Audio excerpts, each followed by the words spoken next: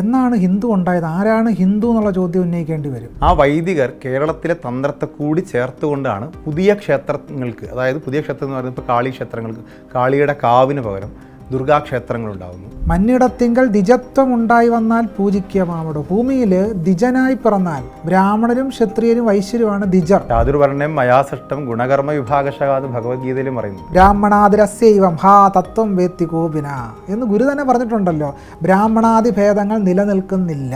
ചാതുർവർണ്ണത്തിലെ ബ്രാഹ്മണനായിരിക്കണം എന്നില്ലല്ലോ. ബ്രഹ്മജ്ഞാനം ലഭിച്ച ബ്രാഹ്മണൻ എന്ന അർത്ഥത്തിൽ ഗുരുവിനെ ബ്രാഹ്മണൻ എന്ന് വിളിച്ചൂടെ? ബ്രാഹ്മണ ക്ഷത്രിയ വൈശ്യാദികൾക്ക് മാത്രമേ മോക്ഷത്തിനും സന്യാസത്വത്തിനും അധികാരമുള്ളൂ എന്ന് വളരെ കൃത്യമായി ദശാധ്യായി പറയുന്നുണ്ട്. ഈ ഗാന്ധിയുടെ രാമനും അപ്പോൾ എല്ലാവരുടെയും രാമനല്ല. അല്ല, ഗാന്ധിയുടെ രാമൻ ഗാന്ധിയുടെ മനസ്സിൽ മാത്രം ജീവിച്ചിട്ടുള്ള രാമനാ. അയോധ്യാകാന്ഡത്തിലാണ് യഥാർത്ഥത്തിൽ രാമൻ്റെ രാജ്യത്തെക്കുറിച്ചൊരു സങ്കല്പം വിവരിക്കുന്നത്. പക്ഷെ എന്തുകൊണ്ട് വാൽമീകി അങ്ങനെ ഒരു വിമർശനം പോലെ ഈ യാഗം ശരിയല്ല എന്നൊരു വരി പറയണ്ടേ? പുത്രമിത്രാർത്ഥാകൾ അത്ര സുഖം നിണ എത്രയും അല്പകാലസ്ഥിതം ഓർക്കണി എന്നൊക്കെ പറഞ്ഞ് നമ്മളെയൊക്കെ ഒന്ന് ഡിറ്റാച്ച്ഡാക്കി. അടിസ്ഥാനപരമായി സീത ഇന്ത്യക്കൊരു രാഷ്ട്രീയ ഭാരമാണ്. അഹം ബ്രഹ്മാസ്മി തത്വമസി ഏകം സദ്വിപ്ര ബഹുധാ വദന്തി എന്നൊക്കെ പറയുന്നത് എല്ലാറ്റിനെയും സർവധർമ്മ സമഭാവനയിലേക്ക് എത്തിക്കുന്ന ഒരു ഐക്യപ്പെടലൊക്കെ അവിടെ ഇല്ലേ? മമ ചേതോദർപ്പണത്തിൻ്റെ മാലിന്യം അത് തീർത്ത് ചേതസി തെളിഞ്ഞിടുവാൻ വണങ്ങുന്നേൻ ബ്രാഹ്മണരുടെ കാലിലെ പൊടി എൻ്റെ ഹൃദയം ശുദ്ധീകരിക്കണമെന്ന് പറയുന്ന രാമായണം ഭൗതികാസ്പദങ്ങൾ വിലയില്ലാത്തതാണെന്ന് പറഞ്ഞതിലൂടെ എഴുത്തച്ഛൻ അവർണ ജനവിഭാഗങ്ങളുടെ ഭൗതികാസ്പദങ്ങൾക്ക് വേണ്ടിയുള്ള സമരങ്ങളെ നിർവീര്യമാക്കി തീർത്തു. ഗോ ബ്രാഹ്മണേഭ്യോ എന്ന് പറയുന്നത്, ഗോ എന്ന വാക്കിന് സംസ്കൃതത്തിൽ ചരിക്കുന്നത് എന്നൊരർത്ഥമുണ്ട്, ജീവജാലങ്ങൾ എന്നൊരർത്ഥമുണ്ട്. ബ്രാഹ്മണ്യത്തിൻ്റെ സാംസ്കാരിക ചരിത്രം അപഹരണത്തിൻ്റെ ചരിത്രം, മോഷണത്തിൻ്റെ ചരിത്രം. രാമായണത്തെക്കുറിച്ച് വ്യത്യസ്തമായ വിമർശനങ്ങളും പാഠങ്ങളും പാഠഭേദങ്ങളും ഒക്കെ വന്നിട്ടുണ്ട്. ഇപ്പോൾ കൂടുതൽ ചർച്ചകളും സംഭവിക്കുന്നു. ആരുടെ രാമൻ എന്ന ഡോക്ടർ TS ശ്യാംകുമാറിൻ്റെ പുസ്തകമാണ് ഇപ്പോൾ ചർച്ചയാവുന്നത്. നമസ്കാരം. ഈ പുസ്തകത്തെ അധികരിച്ചൊരു സംഭാഷണമാണ് ഉദ്ദേശിക്കുന്നത്. എന്തുകൊണ്ടാണ് ആരുടെ രാമൻ എന്ന പുസ്തകം എഴുതുന്ന അതിൻ്റെ ഒരു കാരണം എന്താണ്? ഈ പുസ്തകം കഴിഞ്ഞ കോവിഡ് കാലത്ത് എഴുതിയൊരു പുസ്തകമാണ്. ആരുടെ രാമൻ എന്ന ചോദ്യത്തിൽ തന്നെ ഈ രാമൻ ആരുടെയാണെന്നാണ് ചോദ്യം. വളരെ വ്യക്തമാണ്. പൊതുവേ പറയപ്പെടുന്നത് ഈ രാമൻ എല്ലാവരുടേതുമാണ്, ജനലക്ഷങ്ങളുടേതാണ്, ജനകോടികളുടേതാണെന്നാണ് പരാമർശം. പക്ഷേ കേരളത്തിൻ്റെ ഒരു പശ്ചാത്തലം പരിശോധിച്ചാൽ കേരളത്തിൽ എല്ലാവരുടേതും ആയിരുന്നില്ല രാമൻ. കേരളത്തിലെ തന്ത്രഗ്രന്ഥങ്ങളിൽ പോലും രാമനില്ല. രാമക്ഷേത്രങ്ങളൊക്കെ ഉണ്ടായിരിക്കാം, പക്ഷേ കേരളത്തിലെ തന്ത്രഗ്രന്ഥങ്ങളിൽ രാമനില്ല. ഏതാണ്ട് 9-ാം നൂറ്റാണ്ടിലെ ആദ്യത്തെ തന്ത്രഗ്രന്ഥം എന്ന് പറഞ്ഞ പ്രയോഗമഞ്ജരിയാണ്. പ്രയോഗമഞ്ജരി ഒരു ശൈവാഗമ ഗ്രന്ഥമാണ്. പിന്നീട് വരുന്ന വിഷ്ണു സംഹിത വിഷ്ണുവിൻ്റെ പൂജാദ്യാനുഷ്ഠാനങ്ങളെ സംബന്ധിച്ചാണ് വിവരിക്കുന്നത്. അതിലും രാമനില്ല. പിന്നീട് ഏറ്റവും പ്രധാനപ്പെട്ട തന്ത്രഗ്രന്ഥം 14-15 നൂറ്റാണ്ടിൽ രചിക്കപ്പെടുന്ന തന്ത്രസമുച്ചയത്തിലും രാമനില്ല. ശേഷസമുച്ചയത്തിലും രാമനില്ല. 19-ാം നൂറ്റാണ്ട് ഉത്തരാർത്ഥത്തിൽ രചിക്കപ്പെടുന്ന കുഴിക്കാട്ട് പച്ചയിലും രാമനില്ല. അപ്പോൾ രാമൻ എവിടെ നിന്ന് വന്നു? കേരളത്തിൽ രചിക്കപ്പെട്ട തന്ത്രഗ്രന്ഥങ്ങളിലെങ്ങ് രാമനില്ല എന്ന് വളരെ 200-ലധികം തന്ത്രഗ്രന്ഥങ്ങൾ പരിശോധിച്ചാൽ വ്യക്തമാണ്. തന്നെയല്ല, രാമക്ഷേത്രങ്ങൾ നമ്മൾ പരിശോധിക്കണം. ഈ രാമക്ഷേത്രത്തിൽ വളരെ പിൽക്കാലത്ത് സപരിവാരം പൂജ എന്നുള്ള ഗ്രന്ഥം രചിക്കപ്പെടുന്നത്, വളരെ പിൽക്കാലത്ത് രചിക്കപ്പെടുന്ന 20-ാം നൂറ്റാണ്ടിൻ്റെ ആരംഭത്തിൽ രചിക്കപ്പെടുന്ന ഒരു ഗ്രന്ഥമാണ് സപരിവാരം പൂജ.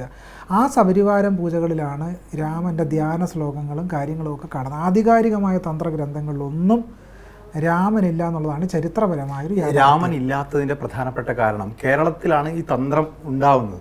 കേരളത്തിൽ തന്ത്രം കൗളാചാര പ്രധാനമായിരുന്നു. കാളി പൂജ സമ്പ്രദായത്തിലാണ് ഉണ്ടായിരുന്നത്.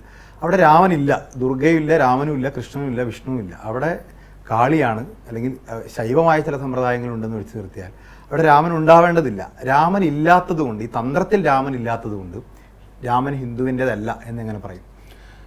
എന്നാണ് ഹിന്ദു ഉണ്ടായത്? ആരാണ് ഹിന്ദു എന്നുള്ള ചോദ്യം ഉന്നയിക്കേണ്ടി വരും. ആരാണ് ഹിന്ദു? ഇപ്പോൾ പൊതുസജ്ഞയാണ് ഉപയോഗിക്കുന്നത്. പൊതുസജ്ഞയാണെങ്കിൽ പോലും നേരത്തെ ഹിന്ദു എന്നുള്ള പദം ഇല്ല. അതെ, ഈ ഹിന്ദു എന്ന് പറയുന്ന കൺസെപ്റ്റിൽ തദ്ദേശീയ ജനവിഭാഗങ്ങളുടെ ആരാധനാമൂർത്തി ആയിരുന്നില്ല രാമനെന്നാണ് ഞാൻ വാദിക്കുന്നത്. കേരളത്തിലെ ദ്രാവിഡരുടെ ആരാധനാമൂർത്തി ആയിരുന്നില്ല, തദ്ദേശീയ ജനവിഭാഗങ്ങളുടെ ആരാധനാമൂർത്തി ആയിരുന്നില്ല. ആരാണ് തദ്ദേശീയ എന്ന് പറഞ്ഞാൽ ആര്യേതരരായിട്ടുള്ള ആളുകൾ, ആര്യബ്രാഹ്മണേതരായിട്ടുള്ള അവർണ ഭൂരിപക്ഷ ജനതയുടെ കാര്യമാണ് ഞാൻ സൂചിപ്പിക്കുന്നത്. ഈ ദ്രാവിഡ സങ്കല്പത്തിൽ പ്രധാനമായിട്ടും ഈ ആര്യൻ ആക്രമണവാദം ബ്രിട്ടീഷുകാരുടെ കാലഘട്ടത്തിൽ ഉണ്ടാവുന്നതാണ്. ആര്യനാക്രമണം ഒരു കെട്ടുകഥ എന്ന് പറഞ്ഞ പുസ്തകം തന്നെ എഴുതപ്പെട്ടിട്ടുണ്ട് മാക്സ് മുള്ളറുടെ ആര്യനാക്രമണ സിദ്ധാന്തത്തെക്കുറിച്ച്. അപ്പോൾ സ്വാഭാവികമായിട്ടും ദ്രവീഡിയർ എന്ന് പറയുന്നത് ഈ പറയുന്ന ബ്രാഹ്മണ വൈദിക സമ്പ്രദായത്തിന് മുൻപ് ജീവിച്ചിരുന്നവരെന്നുള്ളതാണല്ലോ. ഈ ഹിന്ദു എന്ന സംജ്ഞയിൽ അതുകൂടി ഉൾപ്പെട്ടുകൊണ്ടാണ് എന്നാണ് RSSന്റെ വാദം. അതായത് കേരളത്തിൽ ഉള്ള തന്ത്ര ഫോളോ ചെയ്യുന്ന ദ്രവീഡിയനായിട്ടുള്ള കാളി പൂജയൊക്കെ നടത്തുന്ന ഈ പരമ്പരാഗത അല്ലെങ്കിൽ പഴയ തദ്ദേശീയരൊക്കെ ഉൾപ്പെടുന്നതാണ് ഹിന്ദു എന്നുള്ളതാണ് RSSന്റെ വാദം. അവർണ ബഹുഭൂരിപക്ഷം ജനതയുടെ അവകാശങ്ങളെ തട്ടിപ്പറിക്കാനും സവർണ ഒളിഗാർക്കിയെ സ്ഥാപിക്കുന്നതിനും വേണ്ടി ഹിന്ദു അതിദേശീയവാദം സൃഷ്ടിച്ചെടുത്തൊരു സങ്കല്പം മാത്രമാണ് ഹിന്ദു എന്നുള്ളത്. അവർണ ജനതയുടെ ജനാധിപത്യ അവകാശങ്ങൾ റദ്ദ് ചെയ്യാൻ വേണ്ടി 20-ാം നൂറ്റാണ്ടിൽ ഉണ്ടാക്കിയെടുത്തൊരു മതമാണ് ഹിന്ദു മതം. ഇത് മനസ്സിലാക്കിക്കൊണ്ട് വേണം നമ്മൾ ഈ വിഷയത്തിലേക്ക് വരാനെന്നാണ് എനിക്ക് തോന്നുന്നത്. അങ്ങനെ നോക്കുമ്പോൾ നമ്മൾ തമിഴകത്തിലെ മുഴുവൻ തന്ത്രപാരമ്പര്യങ്ങളും ആരാധന അനുഷ്ഠാനവും ചരിത്രവും പരിശോധിക്കുമ്പോൾ രാമനെ നമുക്കങ്ങനെ വളരെ ശക്തമായൊരു ദേവതാബിംബമായൊന്നും കാണാൻ കഴിയില്ല. തമിഴകത്തെ ഏറ്റവും പ്രധാനപ്പെട്ട ഗ്രന്ഥപാരമ്പര്യം തന്ത്രപാരമ്പര്യം എന്ന് പറയുന്നത് ശൈവാഗമങ്ങളാണ്. ഈ ശൈവാഗമങ്ങളിൽ രാമനില്ല. ശൈവ സിദ്ധാന്ത കേന്ദ്രിതമായി ശിവനെ ആരാധിക്കുന്ന ഒരു പാരമ്പര്യമാണ് നമ്മൾ കാണുന്നത്. തന്നെയല്ല ഈ രാമപാരമ്പര്യം പരിശോധിച്ചാൽ അറിയാം, രാമായണത്തിൽ എഴുത്തച്ഛൻ്റെ രാമായണത്തിൽ തന്നെ പറയുന്നുണ്ടല്ലോ, മന്നിടത്തിങ്കൽ ദ്വിജത്വം ഉണ്ടായി വന്നാൽ പൂജിക്ക മാമടു. മന്നിടത്തിങ്കൽ ദ്വിജത്വം ഉണ്ടായി വന്നാൽ പൂജിക്ക മാമടു. ഭൂമിയിൽ ദ്വിജനായി പിറന്നാൽ ബ്രാഹ്മണരും ക്ഷത്രിയരും വൈശ്യരുമാണ് ദ്വിജർ. പൂണൂലിട്ട് ഉപനയനം കഴിഞ്ഞ് രണ്ടാമത് ജനിക്കുന്നവർ എന്ന സങ്കല്പമാണ് ദ്വിജർ എന്ന വാക്കുകൊണ്ട് അർത്ഥമാക്കുന്നത്.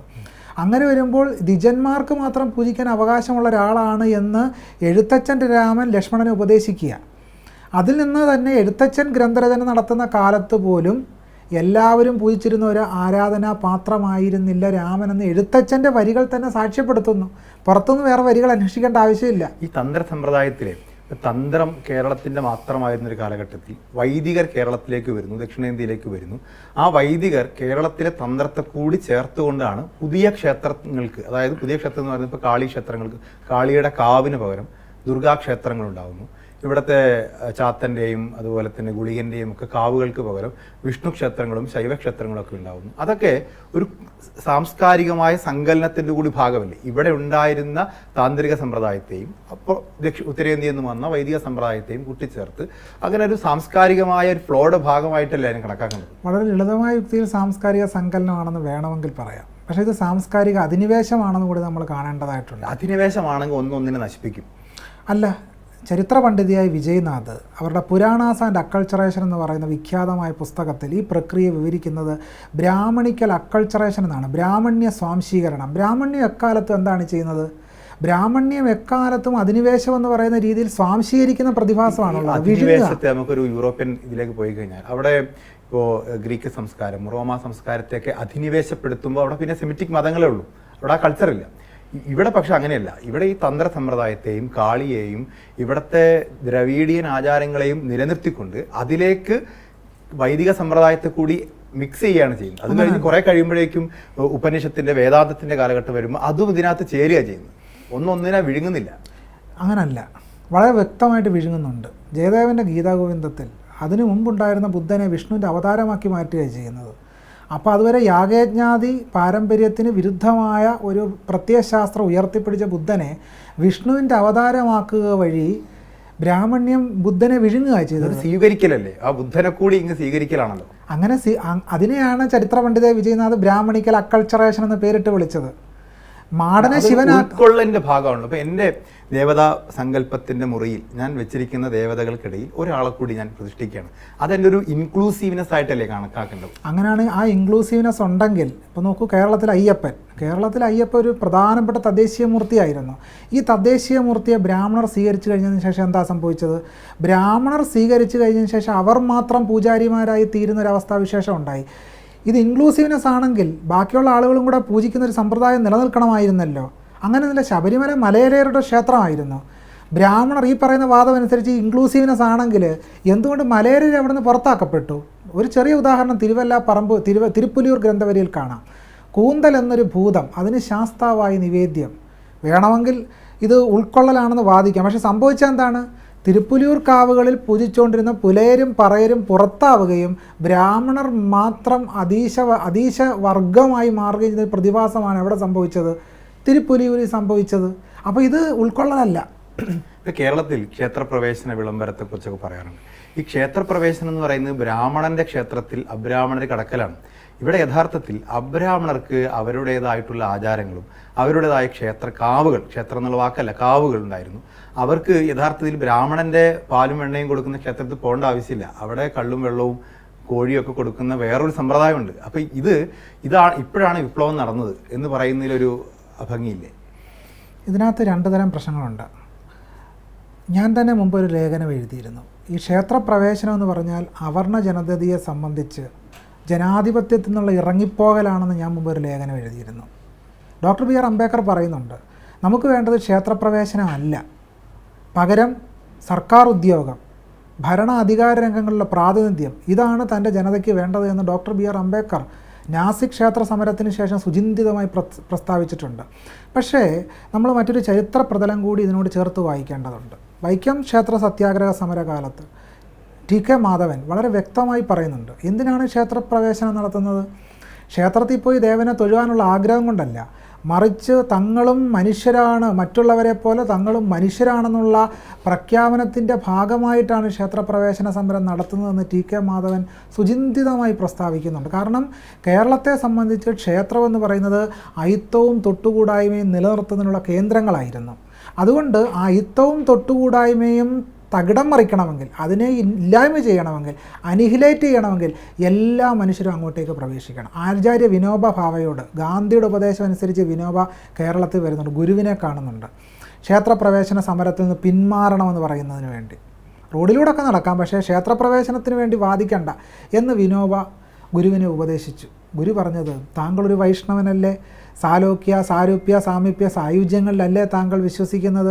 ഒരാൾ ക്ഷേത്രത്തിന് പുറത്ത് നിന്നാൽ അകത്തേക്ക് കയറണമെന്നും, അകത്ത് കയറിയാൽ ദേവനെ ഒരു നോക്ക് കാണണമെന്നും, ദേവനെ ഒരു നോക്ക് കണ്ടാൽ ശ്രീകോവിലിനകത്ത് കയറി തൊടണമെന്നും തോന്നുകയില്ലേ എന്ന് ഈ വൈഷ്ണവ യുക്തി ഉപയോഗിച്ച് തന്നെ ഗുരു ചോദിക്കുന്നുണ്ട്. വിനോബയ്ക്ക് മറുപടി ഉണ്ടായിരുന്നില്ല. അപ്പോൾ ഗുരു തന്നെ പറയുന്നുണ്ട്, അന്നത്തെ SNDPയുടെ സെക്രട്ടറി ആയിരുന്ന M കേശവനുമായിട്ടുള്ള അഭിമുഖത്തിൽ ഗുരു പറയുന്നുണ്ട്, പാൽപ്പായസം വെച്ചാൽ ചെന്ന് കോരി കുടിക്കണം, സമപന്തി ഭോജനം നടത്തണം, ബാരിക്കേഡ് മറികടക്കണം എന്നൊക്കെ വളരെ കൃത്യമായിട്ട് ഗുരു പറയുന്നുണ്ട്. എന്തിനു വേണ്ടിയാ?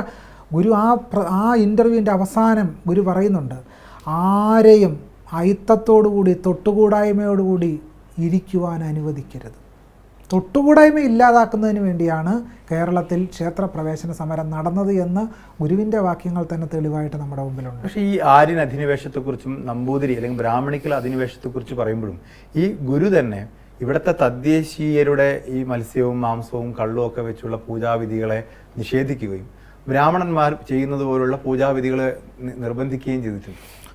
ഗുരു ബ്രാഹ്മണരുടെ പൂജാതി രീതികൾ ഏതെങ്കിലും തരത്തിൽ ആ രീതിയിൽ പെർഫോം ചെയ്തായിട്ട്, ആ രീതിയിൽ അവതരിപ്പിച്ചതായിട്ട് മറ്റേതിനെ നിഷേധിക്കുമ്പോൾ പിന്നെ ഇവിടെ ഏത് സമ്പ്രദായം വരും?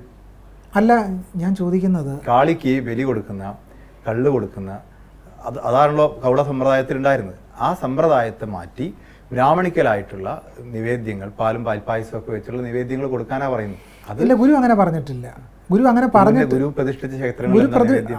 പ്രതിഷ്ഠിച്ച ക്ഷേത്രങ്ങളിൽ ഇപ്പോൾ നിവേദ്യം നടക്കുന്നുണ്ടാവാം, പക്ഷെ ഗുരു ഇത്തരം ആചാരാനുഷ്ഠാനങ്ങൾ ചെയ്തിരുന്നു. ഗുരുവിന്റെ കാലത്ത് ഏത് സമ്പ്രദായത്തിലാണ് പൂജ ഉണ്ടായിരുന്നത്? അപ്പം നോക്കൂ, ഗുരു അരിവുപ്പുറത്ത് ഏത് തന്ത്രം അനുസരിച്ചാണ് പ്രതിഷ്ഠ നടത്തിയത്?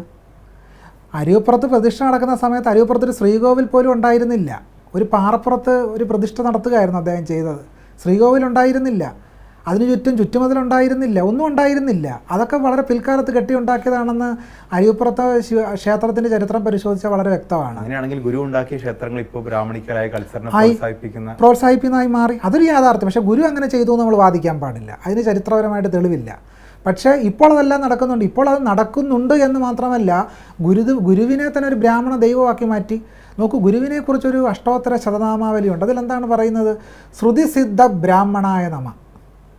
ഗുരുവിനെ തന്നെ ഒരു ശ്രുതിസിദ്ധനായ ബ്രാഹ്മണനാക്കി മാറ്റി എന്നുള്ളതാണ്. അത് ശ്രുതി സിദ്ധിക്കുമ്പോൾ ബ്രാഹ്മണനാവുന്നു എന്നുള്ള അർത്ഥത്തിലാണെങ്കിലോ? ഗുരു തന്നെ പറഞ്ഞിട്ടുണ്ട്, ബ്രാഹ്മണാദിരസ്യൈവം ഹാ തത്വം വേത്തി കോപിന എന്ന് ഗുരു തന്നെ പറഞ്ഞിട്ടുണ്ടല്ലോ. ബ്രാഹ്മണാദി ഭേദങ്ങൾ നിലനിൽക്കുന്നില്ല എന്ന് ഗുരു തന്നെ പറഞ്ഞിട്ടുണ്ട്. ഈ ബ്രാഹ്മണം എന്ന വാക്കിനർത്ഥം ഈ പറയുന്ന ചാതുർവർണ്ണയത്തിലെ ബ്രാഹ്മണനായിരിക്കണം എന്നില്ലല്ലോ. ബ്രഹ്മജ്ഞാനം ലഭിച്ച ബ്രാഹ്മണൻ എന്ന അർത്ഥത്തിൽ ഗുരുവിനെ ബ്രാഹ്മണൻ എന്ന് വിളിച്ചൂടെ? ശങ്കരാചാര്യർ ബൃഹദാരണ്യോപനിഷത്തിൻ്റെ ഭാഷ്യത്തിൽ വളരെ കൃത്യമായി പറയുന്നുണ്ട്, ആരാണ് ബ്രഹ്മജ്ഞാനി എന്ന് വളരെ കൃത്യമായിട്ട് പറയുന്നുണ്ട്. ബ്രാഹ്മണ പുരുഷ സ്വരൂപഹേതുത്വാത് ബ്രഹ്മേത്യഭിധീയതേ.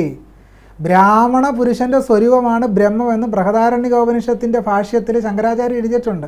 ശങ്കരന് സംശയമില്ല, ബ്രഹ്മജ്ഞാനി എന്ന് പറഞ്ഞാൽ അത് ബ്രാഹ്മണ പുരുഷൻ്റെ സ്വരൂപമാണെന്ന് ശങ്കരന് സംശയമില്ല. ചാതുർവർണ്ണ്യം മയാസൃഷ്ടം ഗുണകർമ്മ വിഭാഗശകാത് ഭഗവത്ഗീതയിലും പറയുന്നുണ്ട്.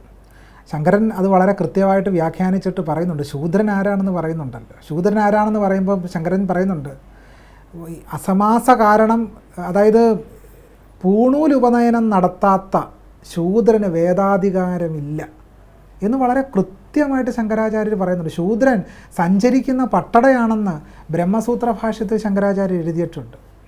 തന്നെയല്ല, ബ്രഹ്മസൂത്ര ഭാഷ്യത്തിൽ സംസ്കാര പരാമർശ തഥാഭാവി ലാഭാശ്ച എന്ന് തുടങ്ങുന്ന സൂത്രം വ്യാഖ്യാനിച്ചുകൊണ്ട് ശങ്കരാചാര്യർ പറയുന്നത്, വേദം കേൾക്കുന്ന ശൂദ്രൻ്റെ ചെവിയിൽ ഈയ ഒരുക്കി ഒഴിക്കണമെന്നാണ് ശങ്കരാചാര്യർ പറഞ്ഞിട്ടുള്ളത്.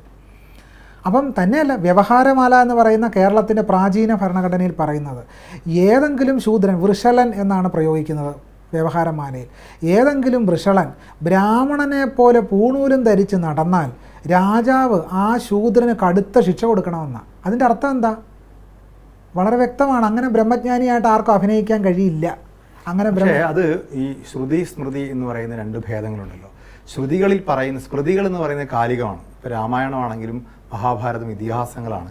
ഭഗവത്ഗീത ശ്രുതി, അത് സ്മൃതിയിൽപ്പെട്ടതാണ്. ആ സ്മൃതികളെ ഉദ്ധരിച്ചുകൊണ്ട് താങ്കൾ സ്മൃതിയുടെ ആധികാരികത മുഴുവൻ നിഷേധിക്കുക ചെയ്യുന്നു. ശ്രുതിയുടെ ആധികാരികത എന്നാ നിഷേധിക്കേണ്ടതാണല്ലോ, കാരണം ഋഗ്വേദത്തിലാണല്ലോ പുരുഷ സൂക്തം ഉള്ളത്. ബ്രാഹ്മണോസ്യ, അത് ഈ പാദം എങ്ങനെയാണ് മോശമാവുന്നത്? പാദം മോശമാണെന്ന് ഭാഗവത പുരാണം വളരെ വ്യക്തമായിട്ട് പറയുന്നുണ്ട്. ഭാഗവതം സ്മൃതിയാണല്ലോ. സ്മൃതി ആയിരിക്കാം, പക്ഷേ പുരുഷ സൂക്തം അനുസരിച്ചാണല്ലോ ഈ വ്യാസൻ എഴുതിയെന്നാണല്ലോ സങ്കല്പം. വേദം വ്യസിച്ച വ്യാസൻ തന്നെയാണ് ഭാഗവത പുരാണവും രചിച്ചത് എന്ന വിശ്വാസത്തെ നമ്മൾ പിന്തുടരുകയാണെങ്കിൽ, അത്തരം വിശ്വാസം അത് അത്തരം ഒരു ഹൈന്ദവ പൊതുപദം നിലനിൽക്കുന്നുണ്ട്. അവരെ സംബന്ധിച്ച് വേദവ്യാസൻ തന്നെ എഴുതിയതാണ് ഭാഗവത പുരാണം. ഭാഗവത പുരാണം ആ നിലയ്ക്ക് നോക്കിയാൽ ആധികാരികമാണ്. പുരുഷ സൂക്തത്തിൽ പറയും ബ്രാഹ്മണോസ്യ മുഖമാസീത് എന്ന്. ഭാഗവത പുരാണത്തിൽ പറയും, ഈ പുരുഷ സൂക്തം ഉദ്ധരിച്ചുകൊണ്ട് ഭാഗവത പുരാണ കർത്താവ് പറയുന്നത് എന്താണ്? ഈ വിരാട് പുരുഷൻ്റെ അംഗോപാംഗങ്ങളിൽ ഉത്തമാംഗത്തിൽ നിന്നുണ്ടാകുന്നവർ ഉത്തമരും അധമാംഗത്തിൽ നിന്നുണ്ടാകുന്നവർ അധമരുമാണെന്നും അധമാംഗമായ പാദത്തിൽ നിന്നുണ്ടായ ശൂദ്രർ അധമരുമാണ് എന്ന് ഭാഗവത പുരാണ കർത്താവ് വളരെ വ്യക്തമായിട്ട് പറഞ്ഞിട്ടുണ്ട്. ഇനി അതങ്ങോട്ട് വിടാം, ശരി, ഭാഗവത പുരാണമൊക്കെ അങ്ങോട്ട് ഈ പറഞ്ഞ രീതിയിൽ സ്മൃതിയാണ്. എന്താണ് ശതപഥ ബ്രാഹ്മണം പോലെയുള്ള ആധികാരിക വൈദിക സംഹിതകളിൽ കാണുന്നത്?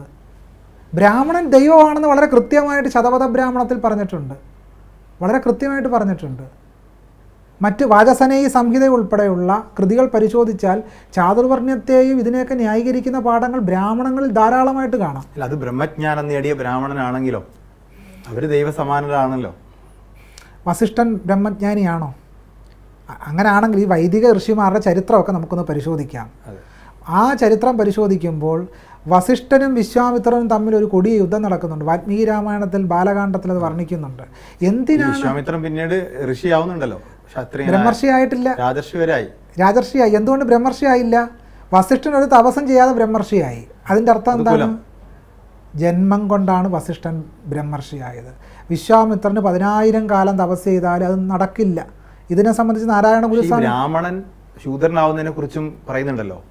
രത്നാകരൻ ബ്രാഹ്മണ കുലത്തിൽ ജനിച്ചു, പിന്നെ കാട്ടാളനായി, പിന്നീട് അദ്ദേഹം ബ്രഹ്മജ്ഞാനം നേടി. അപ്പോൾ ഈ വർണ്ണം എന്ന് പറയുന്നത് മാറുന്നുണ്ട്. അത് ജാത്യാൽ മാത്രം കിട്ടുന്നതല്ല എന്നുള്ളത് ഈ പറയുന്ന സ്മൃതികളിലൊക്കെ പറയുന്നുണ്ട്. എങ്ങനെയാണ് വാൽമീകി ഒരു കാട്ടാളനാകുന്നത്? വാൽമീകി രാമായണത്തിൽ തന്നെ തെളിവില്ല. വാൽമീകി രാമായണത്തിലെ യുദ്ധകാണ്ഡത്തിൽ വളരെ കൃത്യമായിട്ട് പറയുന്നുണ്ട്, പ്രജേതസോഹം പുത്രഹ, ഞാൻ പ്രജേതസിൻ്റെ പുത്രനാണ് എന്ന് വളരെ വ്യക്തമായിട്ട് വാൽമീകി രാമായണ യുദ്ധകാണ്ഡത്തിൽ പറയുന്നുണ്ട്. അങ്ങനെ പ്രജേതസിൻ്റെ പുത്രനാണ് എന്ന് വളരെ കൃത്യമായിട്ട് അധ്യാത്മരാമായണത്തിൽ പറയുന്നുണ്ട്. സംസ്കൃതത്തിൽ രചിക്കപ്പെട്ട അധ്യാത്മരാമായണത്തിൽ, ഞാൻ എഴുത്തച്ഛൻ്റെ രാമായണം ക്ലിപ്പാട്ടല്ല പറയുന്നത്, സംസ്കൃതത്തിൽ രചിക്കപ്പെട്ട അധ്യാത്മരാമായണത്തിൽ പറയുന്നത്, ജന്മം കൊണ്ട് ഞാൻ ബ്രാഹ്മണനാണ്, കർമ്മം കൊണ്ടാണ് ഞാൻ ശൂദ്രനായി എന്ന് പറയുന്നു. അപ്പോൾ ജന്മം കൊണ്ട് ബ്രാഹ്മണനായയാൾ കർമ്മം കൊണ്ട് ശൂദ്രനാവാമെങ്കിൽ ഈ വർണ്ണം ജന്മസിദ്ധമല്ല എന്നുള്ളത് തെളിവാണല്ലോ. അങ്ങനല്ല. അങ്ങനെയാണെങ്കിൽ എന്തുകൊണ്ടൊരു ശൂദ്രന് ജന്മം കൊണ്ട് ബ്രാഹ്മണനാകാൻ കഴിയുന്നില്ല, അല്ല കർമ്മം കൊണ്ട് ബ്രാഹ്മണനാകാൻ കഴിയുന്നില്ല? അല്ല, തെളിവ് കാണിക്കൂ. ആകിയെന്നൊരു തെളിവ് വേണ്ടേ? ഇപ്പോൾ വർത്തമാന കാലത്ത് പോലും സംഭവിക്കുന്നില്ല. വിഷ്ണുനാരായണൻ എന്ന് വർത്തമാന കാലഘട്ടത്തിൽ നമ്മൾ ഈ ബ്രാഹ്മണൻ എന്ന് ഇപ്പോൾ കേരളത്തിൽ നമ്പൂതിരിമാരെയാണ് ഉദ്ദേശിക്കുന്നുണ്ടാവുക. പക്ഷെ അവരെ മാത്രമല്ലല്ലോ ഇപ്പോൾ ഇവിടുത്തെ സന്യാസി വര്യന്മാർ ഏത് ഗണത്തിലെ പെടുത്താം? സന്യാസിമാരെ ഈ ബ്രാഹ്മണത്തിൽ ഉപേക്ഷിച്ചവരാണെന്നാണല്ലോ ബ്രാഹ്മണ സംഹിതകൾ തന്നെ പറയുന്നുണ്ട്. ബ്രാഹ്മണ അവർ ഏത് കുലത്തിൽ ഏത് വർണ്ണത്തിലെ വരിക? വർണ്ണങ്ങൾ ഉപേക്ഷിക്കണമല്ലോ. വർണ്ണങ്ങൾ ഉപേക്ഷിക്കണം. ഈ വർണ്ണത്തിന് മുകളിലാണ് സന്യാസിമാർ വരുന്നത്. വർണ്ണങ്ങളെ ഉപേക്ഷിച്ചവരാണെന്നാണ് സങ്കല്പം. അത് അതിന് മുകളിലാണല്ലോ സംഭവിക്കുന്നത്.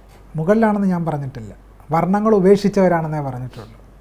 മറ്റൊരു ചോദ്യം ഇതുമായി ബന്ധപ്പെടുത്തി നമ്മൾ കാണേണ്ടത്, എന്തുകൊണ്ടാണ് ഇന്ത്യയിലെ വളരെ പ്രസിദ്ധമായ ശങ്കരാചാര്യ മഠങ്ങളിൽ ഈ പറയുന്ന ഈ വർണ്ണം ഉപേക്ഷിച്ചിട്ട് എല്ലാവരും ബ്രാഹ്മണർ മാത്രമാകുന്നത് എന്തുകൊണ്ടാണ്? സന്യാസിമാർ വളരെ പ്രസിദ്ധമായ ശങ്കരാചാര്യ മഠങ്ങളുണ്ടല്ലോ, കാഞ്ചിയിലും ശൃംഗേരിയിലും ഒക്കെ ഉണ്ടല്ലോ. എന്തുകൊണ്ടാണ് ഈ ശങ്കരാചാര്യർ തന്നെ എല്ലാം ഉപേക്ഷിച്ച ആളാണല്ലോ, ജാതി ജന്മം വ്യത്യാസ ഭേദങ്ങളെല്ലാം ഉപേക്ഷിച്ച ആളാണ് ശങ്കരാചാര്യർ. എന്തുകൊണ്ടാണ് അദ്ദേഹം സ്ഥാപിച്ച മഠങ്ങളിൽ ഇപ്പോഴും ബ്രാഹ്മണർ മാത്രമാണ് സന്യാസിമാർ? അതാണ് ദശാധ്യായി എന്ന് പറയുന്ന തലക്കുളത്തൂർ ഭട്ടതിരിയുടെ ഗ്രന്ഥത്തിൽ വളരെ വ്യക്തമായി പറയുന്നുണ്ട്. മൂർത്തുത്വേ പരികൽപ്പിത ശശവൃതോ പത്മാഭിനർ ജന്മനാം എന്ന് തുടങ്ങുന്ന ശ്ലോകം വ്യാഖ്യാനിച്ചുകൊണ്ട് തലക്കുളത്തൂർ ഭട്ടതിരി പറയുന്നത്, ഗായത്രി സന്ധ്യയ്ക്ക് ഉപാസിക്കാൻ അധികാരമുള്ള ബ്രാഹ്മണ ക്ഷത്രിയ വൈശ്യാദികൾക്ക് മാത്രമേ മോക്ഷത്തിനും സന്യാസത്വത്തിനും അധികാരമുള്ളൂ എന്ന് വളരെ കൃത്യമായി ദശാധ്യായി പറയുന്നുണ്ട്. അതാണ് ശങ്കരാചാര്യ മഠങ്ങളിൽ നടക്കുന്നത്. ഈ പറയുന്ന രീതിയിലാണെങ്കിൽ കർമ്മം കൊണ്ട് ആളുകൾ ബ്രാഹ്മണരാകുമെങ്കിൽ എന്തുകൊണ്ടാണ് ദശാധ്യായികാരൻ അങ്ങനെ പറയാതിരുന്നത്? കർമ്മം കൊണ്ട് ബ്രാഹ്മണനാകുമെങ്കിൽ എന്തുകൊണ്ട് വ്യവഹാരമാല അങ്ങനെ പറഞ്ഞില്ല? പൂണൂല് വിട്ട് നടക്കുന്ന ശൂദ്രനെ ശിക്ഷിക്കണമെന്ന് വ്യവഹാരമാല എന്താണെന്ന് പറയാത്തത്? എന്തുകൊണ്ട് പറഞ്ഞു അങ്ങനെ? അപ്പോൾ കാര്യം വളരെ വ്യക്തമാണ്. മറ്റൊരു പ്രധാനപ്പെട്ട ചോദ്യം, വാൽമീകി രാമായണത്തിൽ ഉത്തരകാണ്ഡത്തിൽ തപസ് ചെയ്ത ശൂദ്രനായ ശംഭുകനെ രാമൻ വധിക്കുന്നുണ്ട്. എന്തിൻ്റെ പേരിലാണ് വധിക്കുന്നത്? അംഗീകരിക്കുന്നില്ല ഹിന്ദുത്വവാദികൾ. ശംഭുകവധം അംഗീകരിക്കുന്നത് പിന്നെ കഥയില്ല. കാരണം രാമപട്ടാഭിഷേകം കൊണ്ട് കഥയെല്ലാം കഴിഞ്ഞു. പ്രക്ഷിപ്തമായ ശ്ലോകങ്ങളാണെന്നാണ് പറയുന്നത്. ആ പ്രക്ഷിപ്തമാണെങ്കിൽ ഉത്തരാഖണ്ഡം മുഴുവൻ പ്രക്ഷിപ്തമാണെന്നേ. പിന്നെ കഥയില്ല, കഥ കഴിഞ്ഞു. അവർ പട്ടാഭിഷേകത്തോടു കൂടി എല്ലാം കഴിഞ്ഞു. കാരണം വാൽമീകി രാമായണത്തിലെ യുദ്ധകാണ്ഡത്തിലാണ് ഫലശ്രുതി ഉള്ളത്. എപ്പോഴാണ് ഫലശ്രുതി വരുന്നത്? ഒരു കൃതി അവസാനിക്കുമ്പോഴാണ് ഫലശ്രുതി വരുന്നത്. ഫലശ്രുതി കഴിഞ്ഞ് പിന്നെയും പറയുമോ? ഫലശ്രുതി കഴിഞ്ഞ് കൃതി തുടരുന്നു എന്നതിൻ്റെ അർത്ഥം ആ ഭാഗം മുഴുവൻ പ്രക്ഷിപ്തമാണെന്നാണ്. അങ്ങനെയാണെങ്കിൽ ഉത്തരരാമ എഴുതിയ ഭവഭൂതി എന്ത് കണ്ടിട്ടാണത് ചെയ്തതെന്ന് ചോദിക്കേണ്ടി വരത്തില്ലേ? താങ്കൾ പറയുന്നതനുസരിച്ചാണെങ്കിൽ രാമായണം പോലുള്ള ഗ്രന്ഥങ്ങളും രാമൻ എന്ന ധർമ്മവിഗ്രഹവും ഒക്കെ ബ്രാഹ്മണിക്കലായിട്ടുള്ള ബ്രാഹ്മണവാദം ഉന്നയിക്കുന്ന ധർമ്മപുരുഷന്മാർ മാത്രമാണ്. അവർ ഉയർത്തിപ്പിടിക്കുന്നത് ബ്രാഹ്മണിക്കലായിട്ടുള്ള ഒരു സംസ്കാരത്തെ മാത്രമാണെന്നാണ്. പക്ഷെ നമ്മുടെ മഹാത്മാഗാന്ധിയാണ് രാമരാജ്യം എന്ന് പറയുന്ന ഒരു സങ്കല്പം, ധർമ്മരാജ്യം അഥവാ രാമരാജ്യം എന്ന സങ്കല്പം ഇന്ത്യക്കാർക്ക് മുന്നിലേക്ക് വെക്കുന്നത് RSS പോലുമല്ല. അപ്പോൾ ഈ ഗാന്ധിയുടെ രാമരാജ്യത്ത് എങ്ങനെയാണ് ബ്രാഹ്മണന്മാർക്ക് മാത്രം സുഖം സംഭവിക്കുന്നതാണോ? ഗാന്ധിയുടെ ചാതുർവർണ്ണയ സങ്കല്പം തന്നെ രാമരാജ്യ സങ്കല്പം പോലെയുള്ള ഒന്നായിരുന്നു. ഗാന്ധി ഒരു കാലത്തും വർണ്ണാശ്രമധർമ്മത്തെ തള്ളിപ്പറഞ്ഞില്ല. കാസ്റ്റ് മസ്റ്റ് ഗോ എന്ന് അദ്ദേഹം പറഞ്ഞു. പക്ഷേ ആ പ്രബന്ധത്തിൻ്റെ ആദ്യത്തെ വാചകം എന്താ? I believe in varnashramadharma from the Vedas. ഞാൻ വേദങ്ങളിൽ നിന്ന് ഉത്ഭവിക്കുന്ന വർണ്ണാശ്രമധർമ്മത്തിൽ താൻ വിശ്വസിക്കുന്നു എന്ന് പറഞ്ഞ ആളാണ് ഗാന്ധി. ആ ഗാന്ധിയുടെ ഉദ്ദേശത്തെ ഞാൻ ചോദിക്കുന്നത്, ഗാന്ധി പറഞ്ഞനുസരിച്ചാണ് ചോദിക്കുന്നത്. വർണ്ണം എന്ന് പറയുന്നത് ജന്മസിദ്ധമായ ജാത്യാലുള്ള ജാതിയല്ല വർണ്ണം എന്ന ബോധ്യത്തിൻ്റെ അടിസ്ഥാനത്തിലായിരിക്കില്ലേ ഗാന്ധി വർണ്ണത്തെ അംഗീകരിച്ചിട്ടുണ്ടായിരിക്കും? ഗാന്ധി വർണ്ണാശ്രമധർമ്മത്തെ അംഗീകരിച്ചത് ഗുണകർമ്മത്തിൻ്റെ അടിസ്ഥാനത്തിലാണ്. ഗുണകർമ്മങ്ങളിൽ സ്ഥായിയായി ഒന്നുമില്ലല്ലോ എന്ന് നാരായണ ഗുരുസ്വാമികൾ വ്യക്തമാക്കിയിട്ടുണ്ട്. ഗുണകർമ്മങ്ങളിൽ സ്ഥായിയായി ഒന്നുമില്ല. ഗുണകർമ്മത്തിൻ്റെ അടിസ്ഥാനത്തിലാണല്ലോ ഇവർ പറയുന്നത് ഈ വർണ്ണം മാറുമെന്ന്. ഗുണകർമ്മങ്ങളിൽ സ്ഥായിയായി ഒന്നുമില്ല, പിന്നെ വർണ്ണം എങ്ങനെ നിശ്ചയിക്കുക എന്ന് നാരായണ ഗുരു ചോദിക്കുന്നുണ്ട്. ഗാന്ധിയുടെ രാമരാജ്യത്തിൽ പറയുന്ന ആ വർണ്ണാശ്രമധർമ്മം അത് ഈ പറയുന്ന പോലെ ഒരു മാറുന്ന ഗുണകർമ്മങ്ങളുടെ അടിസ്ഥാനത്തിലുള്ള വർണ്ണമാണെങ്കിൽ അതൊരു സതുദ്ദേശപരമായ സമീപനമല്ലേ? അത് ചരിത്രത്തിൽ നിലനിൽക്കാത്തതും വർത്തമാനത്തിൽ നിലനിൽക്കാത്ത ഒന്നാണെന്ന് വളരെ വ്യക്തമാണല്ലോ, വളരെ വ്യക്തമാണ്. ഞാനതാണ് ശബരിമലയെ സംബന്ധിച്ചൊരു ചോദ്യം ഉന്നയിച്ചത്. അങ്ങനെ മാറുകയാണെങ്കിൽ വിഷ്ണുനാരായണൻ എന്ന് പറയുന്ന രീഴവൻ കർമ്മം കൊണ്ട് ബ്രാഹ്മണനായി. എന്തുകൊണ്ട് അദ്ദേഹത്തിന് ശബരിമല മേൽശാന്തി പദവിയിലേക്ക് അപേക്ഷിക്കാൻ കഴിയുന്നില്ല? മലയാള ബ്രാഹ്മണർക്ക് മാത്രമേ അപേക്ഷിക്കാൻ കഴിയൂ എന്നാണ് ഇപ്പോഴും പറയുന്നത്. തൊഴിൽ സംരക്ഷണത്തിന്റെ ഭാഗം മാത്രമായി കണക്കാക്കിയാൽ മതി എന്നുള്ളതാണ്. കാരണം അവർക്ക് ഈ ജോലി പോലും എടുക്കുക, ഈ പറയുന്ന ക്ഷേത്രങ്ങളിലെ ശാന്തിപ്പണി കൂടി നഷ്ടപ്പെട്ടാൽ പിന്നെ അവർക്ക് ജോലിയില്ല എന്ന് പറയും. അതങ്ങനെ ആ വാദവേ സമ്പൂർണ്ണമായിട്ട് തെറ്റാ. ഇന്ത്യൻ IIT-കളിലെ IIM-കളിലെ അധ്യാപക തസ്തിക പരിശോധിക്കണം. ഭൂരിഭാഗവും സവർണരും വരേണ്യരും ബ്രാഹ്മണരുമാണ്. പിന്നെ അവർക്ക് നമ്പൂതിരിമാരായിരിക്കും. ഞാൻ ഓൾ ഇന്ത്യ ലെവലുള്ള ബ്രാഹ്മണരുടെ കഥയാണ് പറയുന്നത്. നമ്പൂതിരിമാരും അങ്ങനെ തന്നെയാണ്. കേരളത്തിലെ തിരുവിതാംകൂർ ദേവസ്വം ബോർഡിന് കീഴിലുള്ള അധ്യാപകസ്ഥ എടുത്ത് പരിശോധിക്കണം, ആരാണ് കൂടുതൽ? വരേണ്യജാതി വിഭാഗത്തിൽ നിന്നുള്ളവരാണ്, ശൂദ്രരും ബ്രാഹ്മണരും തന്നെ. അവരെല്ലാം തൊഴിലില്ലാതെ അലയുക എന്നുള്ളത് ഒരു ഒരു അമ്മുമ്മ കഥയാണ്. ഈ ഗാന്ധിയുടെ രാമനും അപ്പോൾ എല്ലാവരുടെയും രാമനല്ല. അല്ല, ഗാന്ധിയുടെ രാമൻ ഗാന്ധിയുടെ മനസ്സിൽ മാത്രം ജീവിച്ചിട്ടുള്ള രാമനാണ്. അതെല്ലാ ജനവിഭാഗങ്ങളുടെയും രാമനൊന്നും അല്ല. ഒരു സെക്കുലർ ദേശരാഷ്ട്രത്തിൽ രാമൻ എന്താണ് പ്രസക്തി? വ്യക്തിപരമായിട്ട് വിശ്വസിക്കാം, വ്യക്തിപരമായിട്ടൊരാൾക്ക് രാമനെ വിശ്വസിക്കാം. നാരായണ ഗുരുസ്വാമികളുടെ ചിന്തയെ ഉൾക്കൊണ്ടുകൊണ്ട് ആലുവ സർവമത സമ്മേളനത്തിൻ്റെ ആമുഖ പ്രഭാഷണത്തിൽ സ്വാമി സത്യവ്രതം പറയുന്നുണ്ട്, രാമൻ്റെ മതം കൃഷ്ണനെ അടിച്ചേൽപ്പിക്കാൻ പാടില്ല, കൃഷ്ണൻ്റെ മതം രാമനെ അടിച്ചേൽപ്പിക്കാനും പാടില്ല. രാമകൃഷ്ണന്മാർക്ക് ഏതേത് മതത്തിൽ വിശ്വസിക്കണോ അതിനുള്ള അനുകൂലമായ പശ്ചാത്തലം സൃഷ്ടിക്കുക മാത്രം ചെയ്താൽ മതി. അവരേത് വിശ്വാസം തിരഞ്ഞെടുക്കണമെന്നുള്ളത് അതിനനുസൃതമായ ഒരു പശ്ചാത്തലം സൃഷ്ടിച്ചാൽ മാത്രം മതി.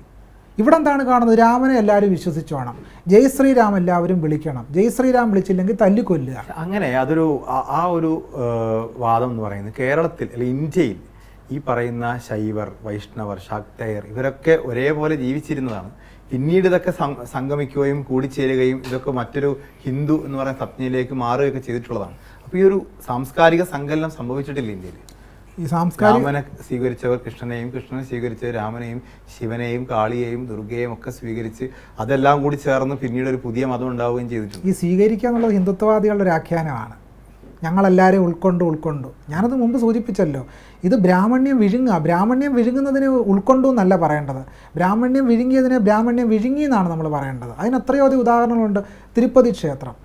തിരുപ്പതി ക്ഷേത്രത്തിൻ്റെ കഥ വളരെ വ്യക്തമായിട്ട് സ്കന്ദപുരാണത്തിൽ പറയുന്നുണ്ട്. സ്കന്ദപുരാണത്തിലെ തിരുപ്പതി മാഹാത്മ്യത്തിൽ പറയുന്നത് ഈ സ്കന്ദപുരാണത്തിൽ വ്യക്തമാക്കുന്നത് തിരുപ്പതി എന്ന് പറയുന്ന സ്ഥലത്ത് ആദ്യകാലത്ത് പന്നിയെ ആരാധിച്ചിരുന്ന ഒരു കൂട്ടരുണ്ടായിരുന്നു. അത് ചാമ കൃഷി ചെയ്തിരുന്ന ആദിവാസികളായിരുന്നു.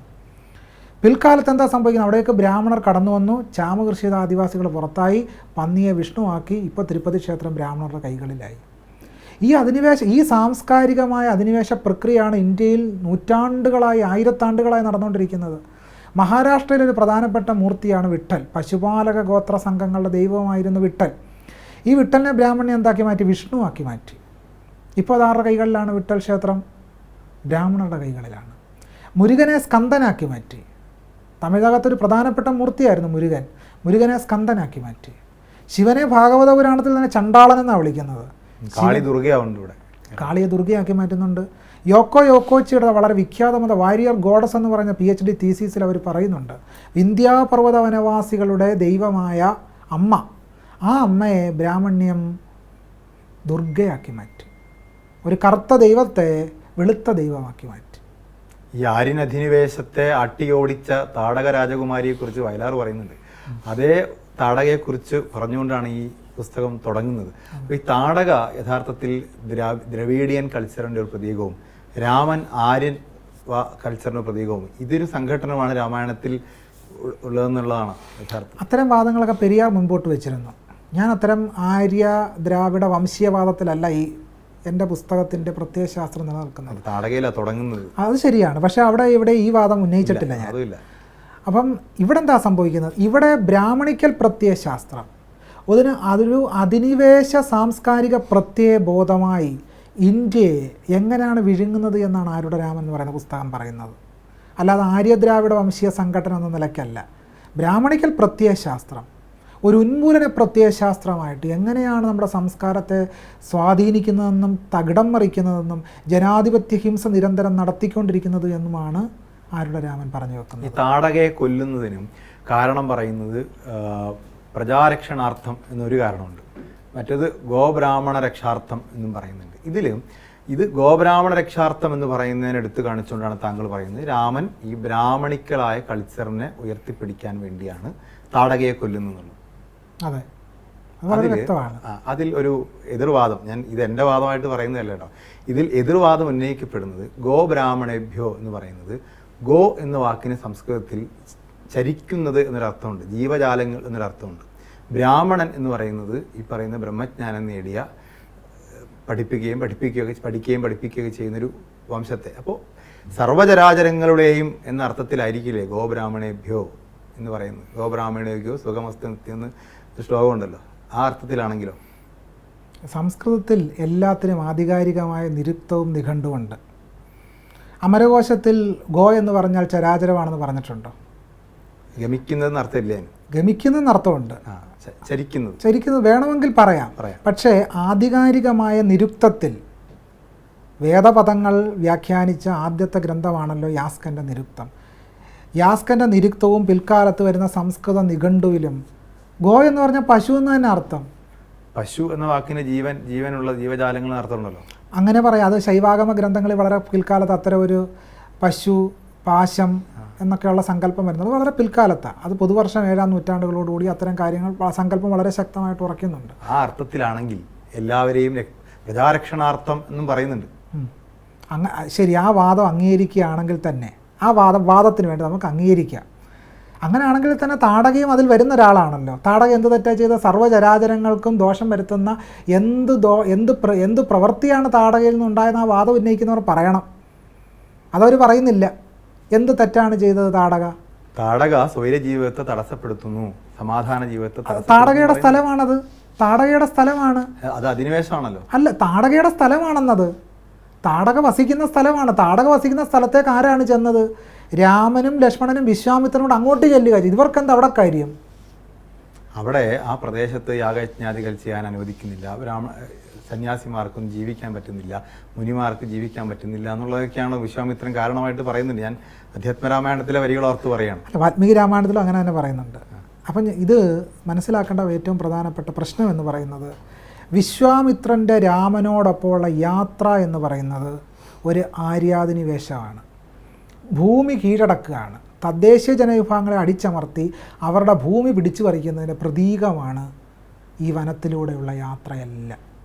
അതാണ് യാഗരക്ഷ എന്ന് പറഞ്ഞ് നടക്കുന്ന യാഗത്തോട് തദ്ദേശീയ ജനവിഭാഗങ്ങളുടെ എതിർപ്പാണ് അസുരന്മാരും രാക്ഷസന്മാരും കാണിക്കുന്നത്. അവർ യാഗത്തെ എതിർക്കുകയാണ്. ഇത് ഋഗ്വേദത്തിൽ ഉൾപ്പെടെ കാണാം. ഋഗ്വേദത്തിൽ ചില ആൾക്കാർ വസിഷ്ഠൻ്റെ യാഗത്തെ എതിർത്തായിട്ടുള്ള പരാമർശം ഋഗ്വേദത്തിൽ പോലും ഉണ്ട്. അതിൻ്റെ അർത്ഥം എന്താണ്? ഋഗ്വേദ രചനാ കാലഘട്ടത്തിൽ പോലും വൈദികമായ യാഗയജ്ഞാതി കർമ്മങ്ങളെ എതിർക്കുന്ന ഒരു കൂട്ടർ ഇന്ത്യയിൽ ജീവിച്ചിരുന്നു എന്നുള്ളതാണ്.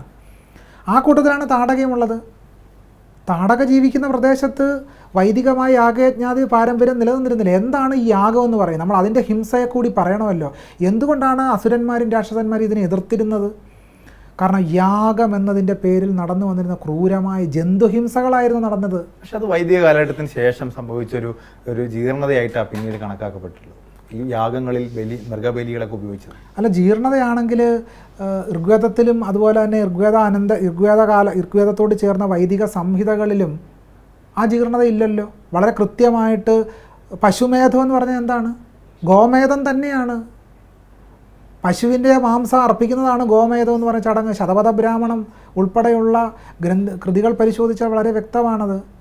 അശ്വമേധം എന്ന് പറഞ്ഞാൽ എന്താണ്? അശ്വമേധം എന്ന് പറഞ്ഞാൽ കുതിരയുടെ മാംസം ഹോമിക്കുകയാണ്. അശ്വമേധത്തിൽ പിന്നീട് അശ്വത്തെ അഴിച്ചുവിടുന്ന കഥയൊക്കെ രാമായണത്തിൽ. അശ്വത്തെ അഴിച്ചുവിടുന്നുണ്ട്.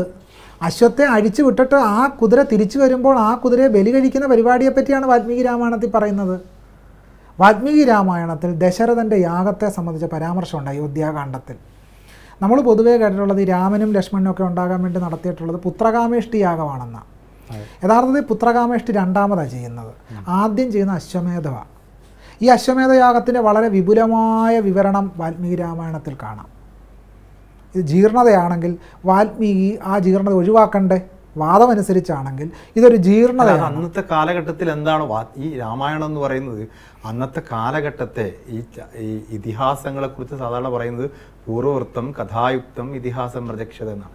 ഈ പൂർവ്വയുക്തം എന്ന് പറയുന്നത് അന്നത്തെ കാലഘട്ടത്തിൽ സംഭവിച്ചതായിരിക്കണം. ആ സംഭവിച്ചത് വാൽമീകി പറയുന്നു. അല്ല, വാൽമീകി ഒരു വിമർശന വരിയെങ്കിലും എഴുതി ചേർക്കാമല്ലോ. കാരണം കാളിദാസൻ എഴുതി ചേർക്കുന്നുണ്ട്. കാളിദാസൻ സീതയെ മുൻനിർത്തി രാമനെ വിമർശിക്കുന്നുണ്ട്. ചാവത് ഭർത്തുരവർണമാര്യ നിരാകൃഷ്ണോ വൃജനാദ്രദേവി എന്ന് തുടങ്ങിയ ഭാഗം നോക്കിയാൽ അത് വളരെ വ്യക്തമാണ്. പക്ഷേ എന്തുകൊണ്ട് വാൽമീകി അങ്ങനെ ഒരു വിമർശനം പോലെ ഈ യാഗം ശരിയല്ല എന്നൊരു വരി പറയണ്ടേ?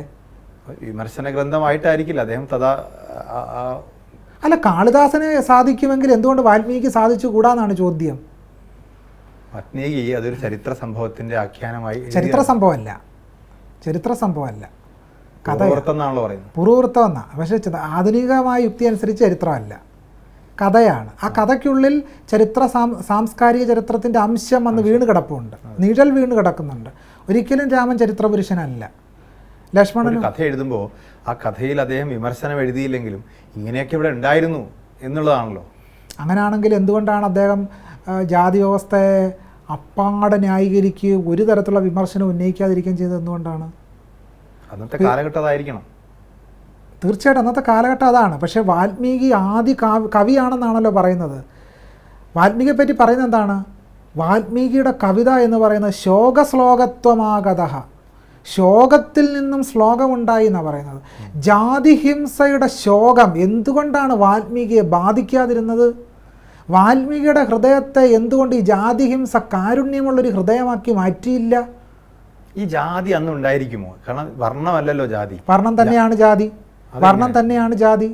ഈ വർണ്ണത്തിൽ പറയുന്ന 4 വർണ്ണങ്ങളേ ഉള്ളൂ. വർണ്ണത്തിൽ പെടാത്ത ചണ്ടാളനും. ഇതല്ലല്ലോ ജാതി എന്ന് പറയുന്നത്. 100 കണക്കിന് ജാതികൾ ഇന്ത്യയിലുണ്ട്. അതെ, തീർച്ചയായിട്ടും ഉണ്ട്. ശങ്കരാചാര്യർ അദ്ദേഹത്തിൻ്റെ ഭാഷാഭാഷ്യങ്ങളിലെല്ലാം ജാതിയും വർണ്ണവും പരസ്പരം മാറി മാറി ഉപയോഗിച്ചിട്ടുണ്ട്. വർണ്ണമെന്നർത്ഥത്തിൽ ശങ്കരാചാര്യർ ജാതി ഉപയോഗിച്ചിട്ടുണ്ട്, ജാതിയെപ്പറ്റി പറയാൻ വർണ്ണം ഉപയോഗിച്ചിട്ടുണ്ട്.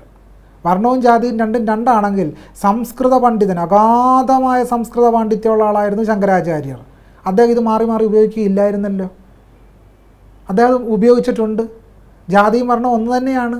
വർണ്ണം അതിൻ്റെ പ്രത്യയശാസ്ത്ര ഭൂമികയാണ്, ഇതിൻ്റെ സൈദ്ധാന്തിക ഭൂമികയാണ് വർണ്ണം.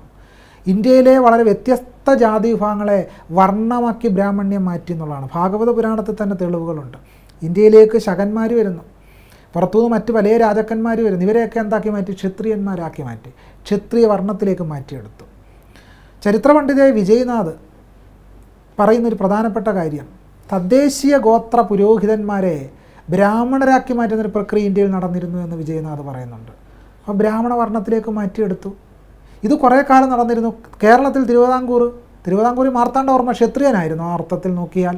അല്ല, ഒരു ശൂദ്രനായിരുന്നു. ആ ശൂദ്രനെ ബ്രാഹ്മണരെന്താക്കി മാറ്റി? ക്ഷത്രിയനാക്കി മാറ്റി. ഇവിടെ നമ്പൂതിരിമാരെയും മാറ്റിയിട്ടുണ്ടല്ലോ, കടലോരത്തിലുള്ള ആളുകളെ മാറ്റി. അങ്ങനെ ഒരു കഥ പരശുരാമനെ സംബന്ധിച്ചൊരു മിത്ത് നിലനിൽക്കുന്നുണ്ട്. അത് ശരിയാണ്. ഈ യാഗത്തിലേക്ക് വന്നാൽ, ഈ യാഗത്തിൽ വളരെ കൃത്യമായ ജന്തുഹിംസ ഉണ്ടായിരുന്നു, വളരെ കൃത്യമായ ജന്തുഹിംസ. വാൽമീകി രാമായണ അയോധ്യാകാന്ഡത്തിൽ ദശരഥൻ കുതിരയെ വേവിച്ച മണം, ആഹാ എൻ്റെ മൂക്കിനെ മതിക്കുന്നല്ലോ എന്ന് പറയുന്ന രംഗം വാൽമീകി രാമായണത്തിലുണ്ട്. പശു, ആട്, എരുമ, പോത്ത് ഇതിനെല്ലാം ബലി കഴിക്കുന്നുണ്ട് വാൽമീകി രാമായണത്തിൽ. അയോധ്യാകാന്ഡത്തിൽ യാഗത്തെ സംബന്ധിച്ച് വർണ്ണിക്കുന്ന സമയത്ത് വിവരിക്കുന്നുണ്ട് ആ കാര്യങ്ങളെല്ലാം തന്നെ. അതുകൊണ്ട് യാഗഹിംസ ഇല്ലെന്ന് പറയണ്ട, വളരെ കൃത്യമായ ഹിംസ ഉണ്ടായി. അതുമാത്രമല്ല, അതിന് ഒരു ഭക്ഷണവും ഇവിടെ നിഷിദ്ധമാക്കിയിട്ടില്ലല്ലോ. ഭക്ഷണങ്ങളെ ഉത്തമം, രാജസം, താമസം എന്ന് വേർതിരിക്കുകയല്ലാതെ ഇന്ന ആൾക്കാർക്ക് ഇന്ന ഭക്ഷണം കഴിക്കാൻ പാടില്ല, മാംസഭക്ഷണം പാടില്ല. രാമായണത്തിൽ തന്നെ രാമനും സീതയൊക്കെ മാംസഭക്ഷണം കഴിക്കുന്നതായിട്ട് പറയുന്നുണ്ട്. ഉണ്ട്. ഞാൻ എൻ്റെ ആ ഒരു പുസ്തകത്തിൽ തന്നെ ധാരാളം തെളിവുകൾ ഉദ്ധരിച്ചിട്ടുമുണ്ട്. അതെ. അപ്പോൾ മാംസഭക്ഷണം നിഷിദ്ധമായിരുന്നില്ല. മാംസഭക്ഷണം നിഷിദ്ധമായിരുന്നേ ഇല്ല. ബ്രാഹ്മണർ ഇഷ്ടം പോലെ ഇറച്ചി തിന്നുന്നവരായിരുന്നു. നമുക്കതിൽ വിരോധമൊന്നുമില്ല. പക്ഷേ ഇപ്പോൾ അവർ അവകാശപ്പെടുക ഞങ്ങളെല്ലാം വെജിറ്റേറിയന്മാരായിരുന്നു എന്ന്. അപ്പോഴാണ് നമ്മൾ ഈ വാദം ഉന്നയിക്കുന്നത്. നല്ലതല്ലേ കുറച്ചുകൂടി? എന്ത് മാംസഭക്ഷണമൊക്കെ ഒഴിവാക്കുന്നത്? മാംസഭക്ഷണം അത് ഒരു ആരോഗ്യശാസ്ത്രജ്ഞനുമായിട്ട് നടത്തേണ്ട ഒരു സംവാദമാണ്. കാരണം വെച്ചാൽ ഇന്ത്യയെ സംബന്ധിച്ച് പ്രോട്ടീൻ ദൗർലഭ്യം ധാരാളമായിട്ടുള്ളൊരു സമൂഹമാണ്. പ്രത്യേകിച്ച് ദളിതരും ആദിവാസികളെയും പിന്നോക്ക ജനതയെയും അവർ മാംസം കഴിക്കരുതെന്ന് പറയുമ്പോൾ അവരുടെ പ്രോട്ടീൻ ലഭ്യത തടയുകയാണ് യഥാർത്ഥത്തിൽ ഹിന്ദുത്വവാദികൾ ചെയ്യുന്നത്.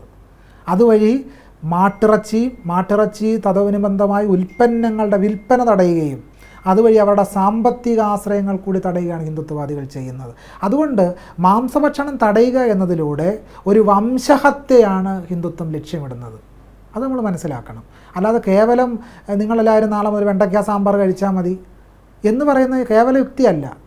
പ്രോട്ടീൻ്റെ ലഭ്യത അവർണ്ണ ബഹുഭൂരിപക്ഷം വരുന്ന ജനതയ്ക്ക് നിഷേധിക്കുക എന്നുള്ളതാണ്. അല്ലാതെ ആദ്യം ബ്രാഹ്മണന്മാർ സ്വയം നിഷേധിച്ചിട്ടാണ് പറയുന്നത്. ബ്രാഹ്മണന്മാർ മാംസം പ്രോട്ടീൻ കഴിക്കുന്നില്ലല്ലോ. അല്ല, അവരെ സംബന്ധിച്ച് പ്രോട്ടീൻ ലഭ്യമാകാൻ ധാരാളം മാർഗങ്ങളുണ്ട്. ഇപ്പോഴും പ്രോട്ടീൻ്റെ പ്രധാനപ്പെട്ട ഉറവിടങ്ങൾ എന്തൊക്കെയാണ്?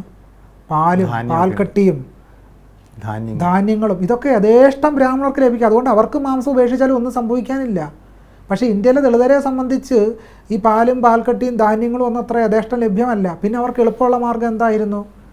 ഈ പറയുന്ന പശുവിൻ്റെ മാംസവും ബീഫും ഇതൊക്കെയാണ് എളുപ്പത്തിൽ പ്രോട്ടീൻ ലഭ്യമാകുന്ന കാഞ്ച അയാളെ ഈ അദ്ദേഹത്തിൻ്റെ പുസ്തകത്തിൽ സംബന്ധിച്ച് ധാരാളമായിട്ട് വിശദീകരിക്കുന്നുണ്ട്. മറ്റു മാർഗ്ഗമൊന്നുമില്ല ഭക്ഷണം കിട്ടാൻ. അപ്പോൾ ഏതെങ്കിലും ഒരു പശു ചത്താൽ അതിനെ പിടിച്ചുകൊണ്ട് വന്നു കഴിഞ്ഞാൽ ആ മാംസം കഴിച്ചാൽ ഉത്സവമാണ്. ഇനി മറ്റൊരു ഭാഗത്ത് വന്ന ഇതിൽ രണ്ടാമതായി ചൂണ്ടിക്കാണിക്കുന്നത് അഹല്യ, സീത തുടങ്ങിയ സങ്കല്പങ്ങളിൽ 2 സങ്കല്പങ്ങളെ വിമർശിക്കുന്നുണ്ട്. ഒന്ന് ഒരു സതീരത്നം അല്ലെങ്കിൽ പഞ്ചസതീരത്നങ്ങൾ എന്നൊക്കെ പറയുന്ന കുലസ്ത്രീ സങ്കല്പത്തെ വിമർശിക്കുന്നുണ്ട്. മറ്റൊന്ന് കുടുംബ സങ്കല്പം, അത് ഭർത്തൃ കേന്ദ്രീകൃതമായ കുടുംബ സങ്കല്പത്തെയാണ്. എങ്ങനെയാണ് ഈ സീതയിലൂടെ ഈ 2 കാര്യങ്ങളെ വിമർശിക്കാൻ ശ്രമിക്കുന്നത്? അടിസ്ഥാനപരമായി സീത ഇന്ത്യക്കൊരു രാഷ്ട്രീയ ഭാരമാണ്. ഇന്ത്യക്കൊരു രാഷ്ട്രീയ ഭാരമാണ് സീത എന്ന് പറയാൻ കാരണം ബ്രാഹ്മണ പുരുഷാധിപത്യ പ്രത്യയബോധമാണ് സീതയിൽ നിലീനമായിരിക്കുന്നത്. കാട്ടിൽ പോകുന്ന സീതയ്ക്ക് കൗസല്യ കൊടുക്കുന്ന ഉപദേശമുണ്ട്. സീത രാമനോട് പറയുന്ന വാക്കുകളുണ്ട്. അവിടെ എല്ലാം തന്നെ വളരെ കൃത്യമായി ഞാൻ ഭർത്താവിൻ്റെ കാൽപാദത്തിൽ കഴിഞ്ഞോളാമെന്നാണ് പറയുന്നത്. അത് ഭർത്തൃകേന്ദ്രീകൃതമായ, പ്രത്യേകിച്ച് ബ്രാഹ്മണ ആൺകോയ്മയിൽ അധിഷ്ഠിതമായ ഒരു പുരുഷാധിപത്യ സമൂഹത്തിന് പ്രതിനിധിയാണ് സീത. പാതിവൃത്യം എന്ന് പറയുന്ന സങ്കല്പത്തിൻ്റെ പ്രധാനപ്പെട്ട അടയാളവാക്യമായി സീത മാറിത്തീർന്നിരിക്കുക. എന്താണ് പാതിവൃത്യം എന്ന് പറയുന്നത്? പാതിവൃത്യം എന്ന് പറയുന്നത് ഏതെങ്കിലും മറ്റു പുരുഷന്മാരുമായിട്ടുള്ള ബന്ധങ്ങൾ ഉപേക്ഷിക്കുക മാത്രമല്ല, മറിച്ച് ആൺകോയ്മയിൽ അധിഷ്ഠിതമായി ആ പുരുഷൻ പറയുന്നത് മാത്രം കേട്ട് ജീവിച്ച് അയാളുടെ ഉച്ഛിഷ്ടവും തിന്ന് കഴിയുന്നതാണ്.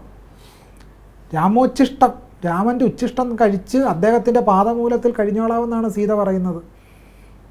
ഇങ്ങനെയുള്ള പുരുഷാധിപത്യത്തിൻ്റെ പ്രതീകമായ സീത എങ്ങനെയാണ് ഇന്ത്യയുടെ വിമോചന പ്രതീകമായി മാറുന്നത്? പക്ഷേ അഹല്യ ആ നിലയ്ക്കല്ല. അഹല്യയെ സംബന്ധിച്ച് വാൽമീകി രാമായണത്തിൽ വളരെ കൃത്യമായിട്ട് പറയുന്നുണ്ട്. അഹല്യ ഗൗതമ മഹർഷിയുടെ പത്നിയായിരുന്നു. മറ്റു ചില പുരാണങ്ങളനുസരിച്ച്, ബ്രഹ്മപുരാണം ഉൾപ്പെടെയുള്ള പുരാണങ്ങളനുസരിച്ച് ഇന്ദ്രന് അഹല്യയോട് വളരെ പ്രേമമായിരുന്നു. എന്തായാലും വാൽമീകി രാമായണത്തിലേക്ക് വന്നാൽ ഒരു ദിവസം ഇന്ദ്രൻ വരുവാണ്, വേഷം മാറി വെളുപ്പാങ്കാലത്താണ് വരുന്നത്. അപ്പോൾ ഗൗതമൻ ആ സമയത്ത് സന്ധ്യാവന്ദനത്തിന് പോയിരിക്കുക. ബ്രാഹ്മ മുഹൂർത്തത്തിലാണല്ലോ സന്ധ്യാവന്ദനം. ഇന്നത്തെ നിലയ്ക്ക് നോക്കിയാൽ ഒരു 3:30-4 മണിക്ക് അദ്ദേഹം സന്ധ്യാവന്ദനത്തിന് പോയി കഴിഞ്ഞു. ഈ സമയത്താണ് ഇന്ദ്രൻ അവിടെ വരുന്നത്. ഇന്ദ്രനുമായിട്ടുള്ള ലൈംഗിക വേഴ്ച വളരെ ആസ്വദിച്ചാണ് അഹല്യ ചെയ്യുന്നതെന്ന് വാൽമീകി രാമായണത്തിൽ കാണാം. വാൽമീകി രാമായണത്തിൽ തിരിച്ചറിയുന്നുണ്ട്. തന്നെയല്ല, ഇന്ദ്രനാണെന്ന് തന്നെ തിരിച്ചറിഞ്ഞുകൊണ്ടാണ് ആ രതിലീലകളെല്ലാം അഹല്യയെ ആടുന്നത് എന്ന് വാൽമീകി രാമായണം പറയുന്നുണ്ട്. അധ്യാത്മ രാമായണത്തിൽ വരുമ്പോഴത്തേക്കും വേഷം മാറി വന്ന് ഗൗതമനാണ് എന്ന് തെറ്റിദ്ധരിച്ചെന്നാണ്. അതെന്തുകൊണ്ടാണെന്ന് വെച്ചാൽ കുറച്ച് ഭക്തിപരമായിട്ട് എഴുത്തച്ഛൻ്റെ കൃതി മാറി. അങ്ങനെ ഭക്തിപരമായിട്ട് മാറുമ്പോൾ ഈ പറയുന്ന സംഭവങ്ങളെ ന്യായീകരിക്കേണ്ട ഒരു ഉത്തരവാദിത്വം എഴുത്തച്ഛനെ വന്നു ചേരുന്നു. വാൽമീകി അത്തരം ഉത്തരവാദിത്തങ്ങളൊന്നുമില്ല. കാരണം ആ കാലഘട്ടത്തിൽ ഇത്തരം പ്രതിബന്ധങ്ങളില്ല. അതുകൊണ്ടാണ് തന്നെയല്ല, വ്യത്യസ്തമായ സാംസ്കാരിക അടരുകളുണ്ട്. ഒരേ സമയത്ത് പാതിവൃത്യത്തിൻ്റെ പ്രതീകമായി സീത നിൽക്കുന്നു. ആ പാതിവൃത്യത്തോട് വൈരുദ്ധ്യപ്പെട്ടുകൊണ്ട് അഹല്യ നിൽക്കുന്നു. താടക മറ്റൊരു നിലയ്ക്ക് ഭർത്താവിനെ സംരക്ഷിക്കുന്നവർക്ക് മാത്രമേ സ്വർഗം ലഭിക്കുമെന്നും കൂടി പറയേ.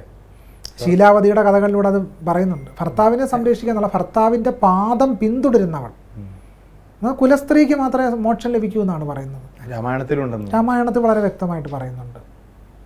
ഈ പാതിവൃത്യ സങ്കല്പമൊക്കെ യഥാർത്ഥത്തിൽ രാമായണം പോലുള്ള കൃതികളിൽ നിന്ന് നമ്മുടെ സമൂഹത്തിലേക്ക് വന്നു എന്നുള്ളതാണ്. തീർച്ചയായിട്ടും നമ്മുടെ സമൂഹം അത്തരത്തിലുള്ളൊരു സമൂഹമാണോ എന്ന് സംശയമുണ്ട്. കാരണം താടക രാമനോടും ലക്ഷ്മണനോടും പ്രേമം പറയുന്നതായിട്ടല്ലേ വാൽമീകി രാമായണം പറയുന്നത്. അതിൻ്റെ അർത്ഥം എന്താണ്? തദ്ദേശീയ ജനവിഭാഗങ്ങൾക്കിടയിൽ അത്തരം പാതിവൃത്യ സങ്കല്പങ്ങൾ ഇല്ല എന്നതിന് തെളിവാണ് താടക. അഹല്യ പാതിവൃത്യത്തിൻ്റെ തെളിവേ അല്ല. പാതിവൃത്യം ഉണ്ടായിരുന്നുവെങ്കിൽ ഇന്ദ്രന് പ്രാപിക്കാൻ വേണ്ടി നിന്ന് കൊടുക്കത്തില്ലല്ലോ അഹല്യ. അവർ തമ്മിൽ പ്രേമമായിരുന്നു. ഗൗതമനോടൊപ്പം കഴിയുമ്പോൾ അഹല്യയ്ക്ക് ഇന്ദ്രനോട് പ്രേമമായിരുന്നു. അതുകൊണ്ടാണ് 2 കൈയും നീട്ടി ഇന്ദ്രൻ വരുമ്പോൾ സ്വീകരിക്കുന്നത്. ഇത് സംബന്ധിച്ച് എത്രയോ കഥകൾ കാണാം.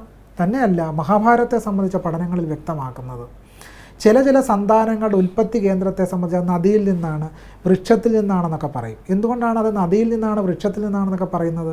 കാരണം വളരെ വ്യക്തമാണ്. കാരണം ആര്യബ്രാഹ്മണ ജനവിഭാഗങ്ങൾ തദ്ദേശീയ ജനവിഭാഗങ്ങളുമായിട്ടുള്ള കൂടിക്കരലിൻ്റെ ഫലമായിട്ടാണ് ഇത്തരം ജന്മങ്ങളെല്ലാം ഉടലെടുത്തിട്ടുള്ളത്.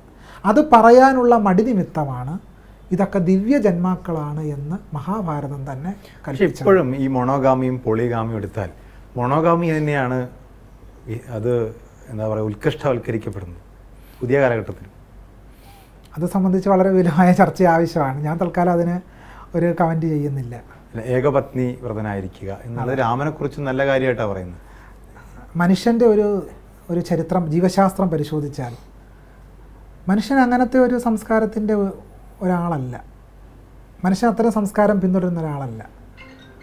മനുഷ്യൻ വ്യത്യസ്തരായിട്ട് പരിണാമശാസ്ത്രപരമായിട്ട് തന്നെ നമ്മൾ പരിശോധിച്ചാൽ നമ്മൾ ഈ വിത്തെറിയുന്നത് പോലെ എവിടെയൊക്കെയാണോ വിത്തെറിയാൻ പറ്റുന്നത് അവിടെ എല്ലാം വിത്തെറിഞ്ഞു പോകുന്ന ഒരു പരിണാമപരമായിട്ട് അങ്ങനൊരു ശരീരം വന്നിരിക്കുന്നു. അതുകൊണ്ട് തന്നെ മോണോഗമി ശരിയാണ്, നമ്മുടെ ഒരു സമൂഹം ആ രീതിയിലേക്ക് കെട്ടിപ്പടുക്കപ്പെട്ടിട്ടുണ്ട്. പക്ഷേ ഇതൊന്നും ശരീരം ചിലപ്പോൾ അതിനൊന്നും വഴങ്ങിക്കൊടുക്കണമെന്നില്ല എന്നുള്ളതാണ് യാഥാർത്ഥ്യം. ഇനി ഇതിനകത്ത് മറ്റൊരു പ്രധാനപ്പെട്ട വിമർശനം രാമരാജ്യ സങ്കല്പത്തെക്കുറിച്ച്, ഗാന്ധിയുടെ രാമരാജ്യത്തെക്കുറിച്ച് പറഞ്ഞു, രാമായണത്തിലെ രാമരാജ്യത്തെക്കുറിച്ച് താങ്കൾ പറയുന്നുണ്ട്. അതിലെനിക്കൊരു തോന്നിയ കാര്യം, അയോധ്യാകാന്ഡത്തിലെ ചില ശ്ലോകങ്ങൾ ഉദ്ധരിച്ചുകൊണ്ടാണ് താങ്കൾ രാമരാജ്യത്തെക്കുറിച്ച് പറയുന്നത്. അയോധ്യാകാന്ഡത്തിൽ രാമൻ്റെ രാജ്യമായിട്ടില്ല. എനിക്ക് തോന്നുന്നു ബാലകാന്ഡത്തിലെ ശ്ലോകങ്ങൾ ഉദ്ധരിക്കുന്നത്. അയോധ്യാകാന്ഡത്തിലാണ് യഥാർത്ഥത്തിൽ രാമൻ്റെ രാജ്യത്തെക്കുറിച്ചൊരു സങ്കല്പം വിവരിക്കുന്നത്. അത് യഥാർത്ഥത്തിൽ കാട്ടിൽ പോയ രാമനെ അച്ഛൻ മരിച്ച വിവരം അറിയിക്കാൻ വേണ്ടി ഭരതൻ വരുമ്പോൾ ആ ഭരതനോട് രാമൻ രാജ്യത്ത് എന്തെല്ലാം സംഭവിക്കുന്നു എന്ന് ചോദിക്കുന്നുണ്ട്. അപ്പോൾ ആ വിവരണത്തിൽ വളരെ വിശദമായൊരു വിവരണമാണ്. അച്ഛൻ മരിച്ചു എന്ന വാർത്ത കേൾക്കുന്നതിന് മുമ്പുള്ള വിവരണമാണ്. ആ വിവരണത്തിൽ വളരെ കൃത്യമായി എല്ലാവർക്കും തുല്യതയുള്ള സാമൂഹ്യ നീതിയുള്ള ഒരു രാജ്യമല്ലേ ഇപ്പോഴും അയോധ്യ എന്നാണ് ചോദിക്കുക. അപ്പോൾ രാമൻ്റെ മൂല്യബോധം അതാണെന്നല്ലേ മനസ്സിലാക്കുക. അല്ല, ശ്ലോകം ഒന്ന് ഉദ്ധരിച്ചാൽ കൊള്ളാം. ശ്ലോകമുണ്ട്, ശ്ലോകം എനിക്ക് കൃത്യമായിട്ട് ശ്ലോകം സാമൂഹ്യ നീതി എന്നൊരു സങ്കല്പം വാൽമീകി രാമായണത്തിലില്ല. ഈ ഭരതനോട് രാമൻ ചോദിക്കുന്ന ചോദ്യങ്ങൾ ശരിയാണ്, ഭരതനോട് ചില ചോദ്യങ്ങളൊക്കെ ചോദിക്കും. പക്ഷെ സാമൂഹ്യ നീതി ഏറ്റവും പ്രധാനപ്പെട്ട ചോദ്യം അവിടുത്തെ യുക്തിവാദികളായിട്ടുള്ള നിരീശ്വരവാദികളായിട്ടുള്ള ചാർവാകന്മാർക്കും സുഖമല്ലേ എന്ന് രാമൻ ചോദിക്കുന്നുണ്ട്. ചാർവാകന്മാരും ബ്രാഹ്മണരായിട്ടുള്ള ചാർവാകന്മാരുണ്ട്. അതുകൊണ്ടാണ് ജാബാലി ബ്രാഹ്മണനാ. നമ്മൾ ചാർവാകന്മാരെന്ന് പറയുമ്പോൾ ഈ ചാർവാകന്മാരെ പറ്റിയുള്ള സങ്കല്പത അവർണരാണ്, തെറ്റിദ്ധരിക്കേണ്ട. ജാബാലി ഒരു ബ്രാഹ്മണനാ. അവര് ഈശ്വര നിഷേധികളാണ്. ആയിക്കോട്ടെ, ബ്രാഹ്മണർക്ക് എന്താണ് ആകാൻ പാടില്ലാത്തത്? ബ്രാഹ്മണർ എന്ത് തെറ്റ് ചെയ്താലും ശിക്ഷിക്കാൻ പാടില്ലെന്നല്ലേ വിധി. അതുകൊണ്ട് ബ്രാഹ്മണർക്ക് ചാർവാകനാകാം, ഒരു വിരോധവും ഇല്ല. ഇന്ത്യയിൽ അങ്ങനല്ലേ? അല്ല, ബ്രാഹ്മണ ചാർവാകന്മാർ ചോദിക്കുന്നില്ല, നിരീശ്വരവാദികളായ ചാർവാകന്മാർക്കും നമ്മൾ അവിടെ വാൽമീകി രാമായണത്തിലെ പ്രധാനപ്പെട്ട ചാർവാക ബിംബമായ ജാബാല് തന്നെ ബ്രാഹ്മണനാ. ദശരഥന്റെ മന്ത്രിയായിരുന്ന ജാബാല് തന്നെ ബ്രാഹ്മണനാ. അതുകൊണ്ടാണ് അങ്ങനെ ചോദിക്കാം. തന്നെയല്ലേ സാമൂഹ്യ നീതി എന്നുള്ള സങ്കല്പമൊന്നും വാൽമീകി രാമായണത്തിൽ എങ്ങും ഇല്ല എന്ന് മാത്രമല്ല, അയോധ്യാകാന്ഡത്തിലെ ശ്ലോകങ്ങളാണ് ഉദ്ധരിക്കുന്നതെന്ന് പറയുന്നുണ്ടല്ലോ, അല്ലെ ബാലകാന്ഡത്തിൽ നിന്നാണെന്ന് പറയുന്നുണ്ടല്ലോ. വളരെ കൃത്യമായിട്ട് യുദ്ധകാന്ഡത്തിൽ ശ്രീരാമ പട്ടാഭിഷേകം കഴിഞ്ഞ് രാജ്യം ഭരിക്കുന്ന രാമൻ്റെ ചിത്രം വാൽമീകി രാമായണത്തിൽ യുദ്ധകാന്ഡത്തിൽ പറയുന്നുണ്ട്. അവിടെ വളരെ കൃത്യമായിട്ട് ചാതുർവർണ്ണ്യം അനുസരിച്ചാണ് രാമൻ രാജ്യം ഭരിക്കുന്നത് എന്ന് വാൽമീകി രാമായണത്തിൽ യുദ്ധകാന്ഡത്തിൽ പറയുന്നുണ്ട്. അതുകൊണ്ട് ബാലകാന്ഡം ഒഴിച്ച് നിർത്തിയാൽ പോലും ബാലകാന്ഡം വേണമെങ്കിൽ വാദത്തിന് വേണ്ടി ഉപേക്ഷിക്കാം. ശരി, ഇത് ബാലകാന്ഡമാണ്, രാമൻ്റെ രാജ്യം നിലവിൽ വന്നിട്ടില്ല എന്ന് വേണമെങ്കിൽ വാദിക്കാം. പക്ഷേ രാമൻ്റെ രാജ്യം പട്ടാഭിഷേകത്തിന് ശേഷം നിലവിൽ വന്നല്ലോ. ആ നിലയിൽ വന്ന ഘട്ടത്തിലും ചാതുർവർണ്ണ്യം അനുസരിച്ചാണ് താൻ രാജ്യം ഭരിക്കുന്നത് എന്ന് വാൽമീകി രാമായണം യുദ്ധകാന്ഡത്തിൽ വളരെ കൃത്യമായിട്ട് പറഞ്ഞു വെക്കുന്നുണ്ട്. ഈ രാമരാജ്യ സങ്കല്പത്തിൽ ചാതുർവർണ്ണ്യം അടിസ്ഥാനപ്പെടുത്തിയുള്ള രാമരാജ്യമാണെന്ന് പറഞ്ഞു. ഇനി വർത്തമാന കാലഘട്ടത്തിലേക്ക് വന്നാൽ ഈ രാമനെ ഉയർത്തിപ്പിടിക്കുന്നത് RSS പോലുള്ള പ്രസ്ഥാനങ്ങളാണ്. അവരും ചാതുർവർണ്ണത്തെ അടിസ്ഥാനപ്പെടുത്തുമെന്ന് പറയുമ്പോഴും അവർ ഈ പറയുന്ന ദളിതരെയൊക്കെ ഹിന്ദുക്കളാക്കാനുള്ള ശ്രമം നടത്തുന്നുണ്ട്. ഇതും കൂടി ചേർന്നാണ് ഹിന്ദു എന്നുള്ള അവരുടെ വാദത്തെ എങ്ങനെയാണ് കാണുന്നത്? ദളിതരും കൂടെ ചേരുന്നതാണെങ്കിൽ RSS തൊട്ട് ഇത്രയും വർഷമായിട്ട് ബ്രാഹ്മണരും ക്ഷത്രിയരും മാത്രമേ RSSൻ്റെ മേധാവികളായിട്ട് വന്നിട്ടുള്ളൂ. അതെന്തുകൊണ്ടാണ്? വർഷങ്ങളായിട്ട് RSSൽ ദളിതരെ പരിഗണിക്കുന്നതാണല്ലോ പറയുന്നത്. എന്തുകൊണ്ടാണ് RSSൻ്റെ തലവന്മാരായിട്ട് ഈ ബ്രാഹ്മണരും ക്ഷത്രിയരും മാത്രമേ ഉള്ളൂ? രാജേന്ദ്ര സിംഗ് എന്ന് പറഞ്ഞൊരു ക്ഷത്രിയൻ ഒഴിച്ചാൽ ബാക്കി RSSനെ നയിക്കുന്നത് മുഴുവൻ ബ്രാഹ്മണരാണല്ലോ. ഇവർക്ക് ദളിതരോട് ഇത്രയധികം സ്നേഹം ഉണ്ടെങ്കിൽ ഇപ്പോൾ കേന്ദ്ര സർക്കാരിൻ്റെ പാർലമെൻറ്റിൽ കേന്ദ്ര സർക്കാരിൻ്റെ സർവകലാശാലകളിലെ അധ്യാപക പ്രായത്തിൻ്റെ കണക്ക് പുറത്തു വന്നിട്ടുണ്ട്. പക്ഷെ എനിക്ക് തോന്നുന്നു അത് പ്രാക്ടിക്കൽ സൈഡിൽ ഞാൻ അതിലേക്ക് വരാം. അതിനു മുമ്പ് ഈ ദളിതർ ഹിന്ദുവാണ്, ദളിതരും കൂടി ചേരുന്ന അല്ലെങ്കിൽ ദ്രവീഡിയൻ കൾച്ചറും കൂടി ചേരുന്നതാണ് ഒരു ഇൻക്ലൂസീവായ ഹിന്ദു എന്ന് പറയുന്നതിന് എങ്ങനെയാണ് കാണുന്നത്? ഞാൻ ആദ്യം ഈ സംഭാഷണം തുടങ്ങുമ്പോൾ തന്നെ സൂചിപ്പിച്ചല്ലോ, അവർണ ജനതയുടെ അവകാശ മുന്നേറ്റങ്ങളെയും ജനാധിപത്യ അധികാരങ്ങളെയും തകർക്കാൻ വേണ്ടി ഹിന്ദുത്വവാദികൾ നിർമ്മിച്ചെടുത്തതാണ് ഇൻക്ലൂസീവായ ഹിന്ദു എന്ന് പറയുന്ന സങ്കല്പം. അതുവഴി അവർണ ജനതയുടെ പ്രാതിനിധ്യ അവകാശങ്ങളെ ഇല്ലാതാക്കുകയും ഈ മുഴുവൻ ദളിതരുടെയും പിന്നോക്കക്കാരുടെയും അവർണ ബഹുഭൂരിപക്ഷത്തിൻ്റെ പേരിൽ സവർണർ തന്നെ ഭരണം നടത്തുന്ന ഒരു പ്രക്രിയയാണ് യഥാർത്ഥത്തിൽ R S S. R S S എന്ന് പറഞ്ഞാൽ റീടൈൻ സവർണ സുപ്രീമസി. ഇതാണ് R S S, retain savarna supremacy. Savarna supremacy സ്ഥാപിക്കുക എന്നുള്ളതാണ്. അതുകൊണ്ടാണ് ഈ പറയുന്ന, നോക്കൂ, നമ്മൾ മനസ്സിലാക്കണമെങ്കിൽ ഈ ചോദ്യം വളരെ പ്രസക്തവും വളരെ പ്രധാനപ്പെട്ട ഒരു ചോദ്യമാണ്. EA ഗേറ്റിൻ്റെ നേതൃത്വത്തിൽ ഇന്ത്യയിലൊരു കാനേഷുമാരി കണക്കെടുപ്പ് നടക്കുന്നുണ്ടല്ലോ. ആ കാനേഷുമാരി റിപ്പോർട്ടിൽ ഹിന്ദുവാണോ എന്ന് പരിശോധിക്കുന്നതിന് വളരെ പ്രധാനപ്പെട്ട ചില ചോദ്യങ്ങൾ ഉന്നയിക്കുന്നുണ്ട്. ബ്രാഹ്മണ പുരോഹിതന്മാർ നിങ്ങളുടെ പൂജാതി കർമ്മങ്ങൾ, നിങ്ങളുടെ അനുഷ്ഠാനങ്ങളിൽ പങ്കെടുക്കുന്നുണ്ടോ? നിങ്ങൾക്ക് ക്ഷേത്രങ്ങളിൽ പ്രവേശനമുണ്ടോ? എന്നിങ്ങനെ പ്രധാനപ്പെട്ട ചില ചോദ്യങ്ങൾ ചോദിക്കുന്നുണ്ട്. ആ പ്രധാനപ്പെട്ട ചോദ്യങ്ങൾ ചോദിക്കുമ്പോൾ ഇന്ത്യയിലെ അവർണ ജനവിഭാഗങ്ങൾക്ക് നോ എന്ന ഉത്തരം. കാരണം ബ്രാഹ്മണ പുരോഹിതന്മാർ ഇവരുടെ ചടങ്ങുകൾക്കൊന്നും നേതൃത്വം വഹിക്കുന്നില്ല, ക്ഷേത്രങ്ങളിലൊന്നും ഇവർക്ക് പ്രവേശനമില്ല. പിന്നെ എങ്ങനെയാണ് ഹിന്ദുമതം ഉണ്ടാകുന്നത്? പൊതുവെ കണക്കാക്കപ്പെടുന്നത് ബുദ്ധ, ജൈന, ക്രിസ്ത്യ, ഇസ്ലാം, ഈ 4ൽ പെടാത്ത എല്ലാവരും ഹിന്ദു എന്നുള്ള അർത്ഥത്തിൽ തന്നെ. അതാ ഞാൻ പറഞ്ഞത്, ഈ EA ഗേറ്റിൻ്റെ കാനേഷിമാർ റിപ്പോർട്ടിൽ ഇവരെ ഹിന്ദു ആക്കുന്നതിന് വേണ്ടിയാണ് ചോദ്യങ്ങൾ ഉന്നയിച്ചത്. ആ ചോദ്യം ഉന്നയിച്ചപ്പോൾ ചാമറിനോട് ചോദിച്ചപ്പോൾ ചാമറിൻ്റെ ജാതി ഏതാണെന്ന് വെച്ചപ്പോൾ ചാമർ പറഞ്ഞത് എന്താണ്? എൻ്റെ ജാതി ചാമർ. മതം ഏതാണ്? മതവും ചാമർ. ഹിന്ദുമതം അവർക്കറിയില്ല. അന്നത്തെ കാനേഷിമാരുടെ റിപ്പോർട്ടിനെ സംബന്ധിച്ച വ്യത്യസ്ത പഠനങ്ങൾ പുറത്തു വന്നിട്ടുണ്ട്. ആ പഠനങ്ങളെല്ലാം പറയുന്നത് അന്നത്തെ കാലത്ത് ഈ ചോദ്യങ്ങൾ ഉന്നയിച്ചപ്പോൾ ആർക്കും ഹിന്ദു എന്ന് പറയുന്ന മതം അറിയില്ല എന്നാണ് പറയുന്നത്. ദിവ്യ ദ്വിവേദിയുടെയും ഷാജ്മോഹൻ്റെയും പഠനം വളരെ കൃത്യമായിട്ട് ഇത് സംബന്ധിച്ച നിരീക്ഷണങ്ങൾ അവതരിപ്പിക്കുന്നുണ്ട്. അപ്പോൾ ദിവ്യ ദ്വിവേദിയും ഷാജ്മോഹനും പറയുന്നത് അന്ന് ആളുകളോട് അവരുടെ മതം ഏതാണെന്ന് ചോദിക്കുമ്പോൾ ഹിന്ദു ആണെന്ന് ആർക്കും അറിഞ്ഞുകൂടാ. അങ്ങനെ ഒരു മതം ഉണ്ടായിരുന്നില്ലല്ലോ. ഇല്ല, അതാ ഞാൻ പറഞ്ഞു വരുന്നത്. അങ്ങനെ ഒരു മതം ഉണ്ടായിരുന്നില്ല എന്നാണ് പറഞ്ഞു വരുന്നത്. അങ്ങനെ ആരും ഉൾക്കൊള്ളുന്നൊരു മതമായിട്ട് അത് പിൽക്കാലത്ത് 20ാം നൂറ്റാണ്ടിൻ്റെ ഉത്തരാർത്ഥത്തോടു കൂടിയാണ് അത് ശക്തമാകുന്നതും രൂപീകൃതമാകുന്നത്. അതിനിപ്പോൾ അങ്ങനെ ഒരു മതമില്ല. എന്തിനാണ് അങ്ങനെ ഒരു മതം ഉണ്ടാക്കിയത്? കാരണം വളരെ വ്യക്തമാണ്. ബ്രിട്ടീഷുകാർ ഇവിടെ ഭരണഘടനാ പരിഷ്കരണ ശ്രമങ്ങളൊക്കെ നടത്തിക്കൊണ്ടിരിക്കുകയായിരുന്നു. അങ്ങനെ ഭരണഘടനാ പരിഷ്കരണ ശ്രമം നടത്തിയപ്പോൾ സവർണർ ന്യൂനപക്ഷമായിട്ട് മാറി. അവരുടെ എണ്ണം എടുത്തപ്പോൾ സവർണരല്ല ന്യൂനപക്ഷം, ഹിന്ദു എന്ന് പറയുന്ന സവർണരല്ല ന്യൂനപക്ഷ. ഈ പറയുന്ന സവർണരെക്കാളിലും കൂടുതലാണ് ഇന്ത്യയിലെ മുസ്ലിങ്ങൾ. അങ്ങനെ വരുമ്പോൾ തങ്ങൾ കുറഞ്ഞുപോയി, തങ്ങളുടെ എണ്ണം വളരെ കുറവാണ് എന്ന ആകുലത പൂണ്ട സവർണരാണ് ഹിന്ദുമതം സൃഷ്ടിച്ചത്. അല്ലാതെ ഇന്ത്യയിലെ അവർണർ സൃഷ്ടിച്ചതല്ല ഹിന്ദുമതം. ഹിന്ദുമതം സൃഷ്ടിച്ചത് ഇന്ത്യയിലെ സവർണരാണ്. കാരണം അവർക്ക് ആളെ കൂട്ടണം, അധികാരം പിടിക്കണം, അധികാരത്തിലേറണം. അതിന് ഈ പറയുന്ന ഇന്ത്യയിലെ ദളിതരുടെയും അവർണരുടെയും പിന്തുണ വേണം. അതിനുവേണ്ടി ഈ സവർണ ഹൈന്ദവ ദേശീയവാദികൾ സൃഷ്ടിച്ചെടുത്തതാണ് ഹിന്ദുമതം എന്നുള്ളതാണ് യാഥാർത്ഥ്യം. മറ്റൊരു വാദം കൂടി ചോദിച്ച് നമുക്ക് അവസാനിപ്പിക്കാം. അതായത് RSSൻ്റെ മറ്റൊരു പ്രധാനപ്പെട്ട വാദം എന്ന് പറയുന്നത് നമ്മുടെ സാംസ്കാരിക ധാര, ഹാരപ്പൻ സംസ്കാരത്തിൻ്റെ കാലഘട്ടം മുതൽ വൈദിക കാലഘട്ടത്തിലൂടെ കടന്നും പിന്നീട് വരുന്ന ഓരോ കാലഘട്ടത്തിലൂടെയും കടന്ന് സാംസ്കാരികമായി വന്ന മുന്നേറ്റത്തെ കൂടി ചേർത്ത് വെച്ചുകൊണ്ട് ഹിന്ദു, ഭാരതം, ഭാരതീയർ, ആർഷഭാരത സംസ്കാരം എന്നൊക്കെ പറയുന്നതിനോട് അതാണ് ആർഷഭാരത സംസ്കാരം എന്ന് ഉദ്ദേശിക്കുന്നത് എന്നാണ് അവർ പറയുന്നത്. ഈ വാദത്തിനൊന്നും യാതൊരു ചരിത്രപരമായ പിൻബലവും ഇല്ലാത്ത വാദങ്ങളാണ്. കാരണം വെച്ചാൽ നമ്മൾ ഈ തദ്ദേശീയമായ വിവിധ ഗ്രന്ഥപാഠങ്ങളും ഗ്രന്ഥവരികളും ചരിത്രപാഠങ്ങളും ഒക്കെ പരിശോധിക്കുമ്പോൾ ബ്രാഹ്മണ്യം എക്കാലത്തും ഇന്ത്യയിലെ മറ്റ് ജനവിഭാഗങ്ങളെ പുറന്തള്ളുകയും മാട്ടിയോടിക്കുകയും ഹിംസാത്മകമായി അകറ്റി നിർത്തുകയും ചെയ്ത പ്രത്യയശാസ്ത്രത്തിൻ്റെ വക്താക്കളാണ്. ഈ ചാതുർവർണ്ണ്യം എങ്ങനെയാണ് ഉൾക്കൊള്ളലിൻ്റെ പ്രത്യയശാസ്ത്രമാകുന്നത്? ചാതുർവർണ്ണ്യത്തെപ്പറ്റി പറയാത്ത ഏതെങ്കിലും ഗ്രന്ഥം ഇന്ത്യയിലുണ്ടോ? സംസ്കൃതത്തിൽ രചിക്കപ്പെട്ട മുഴുവൻ ഗ്രന്ഥങ്ങളും ചാതുർവർണ്ണ്യത്തെ ഉയർത്തിപ്പിടിക്കുന്നു.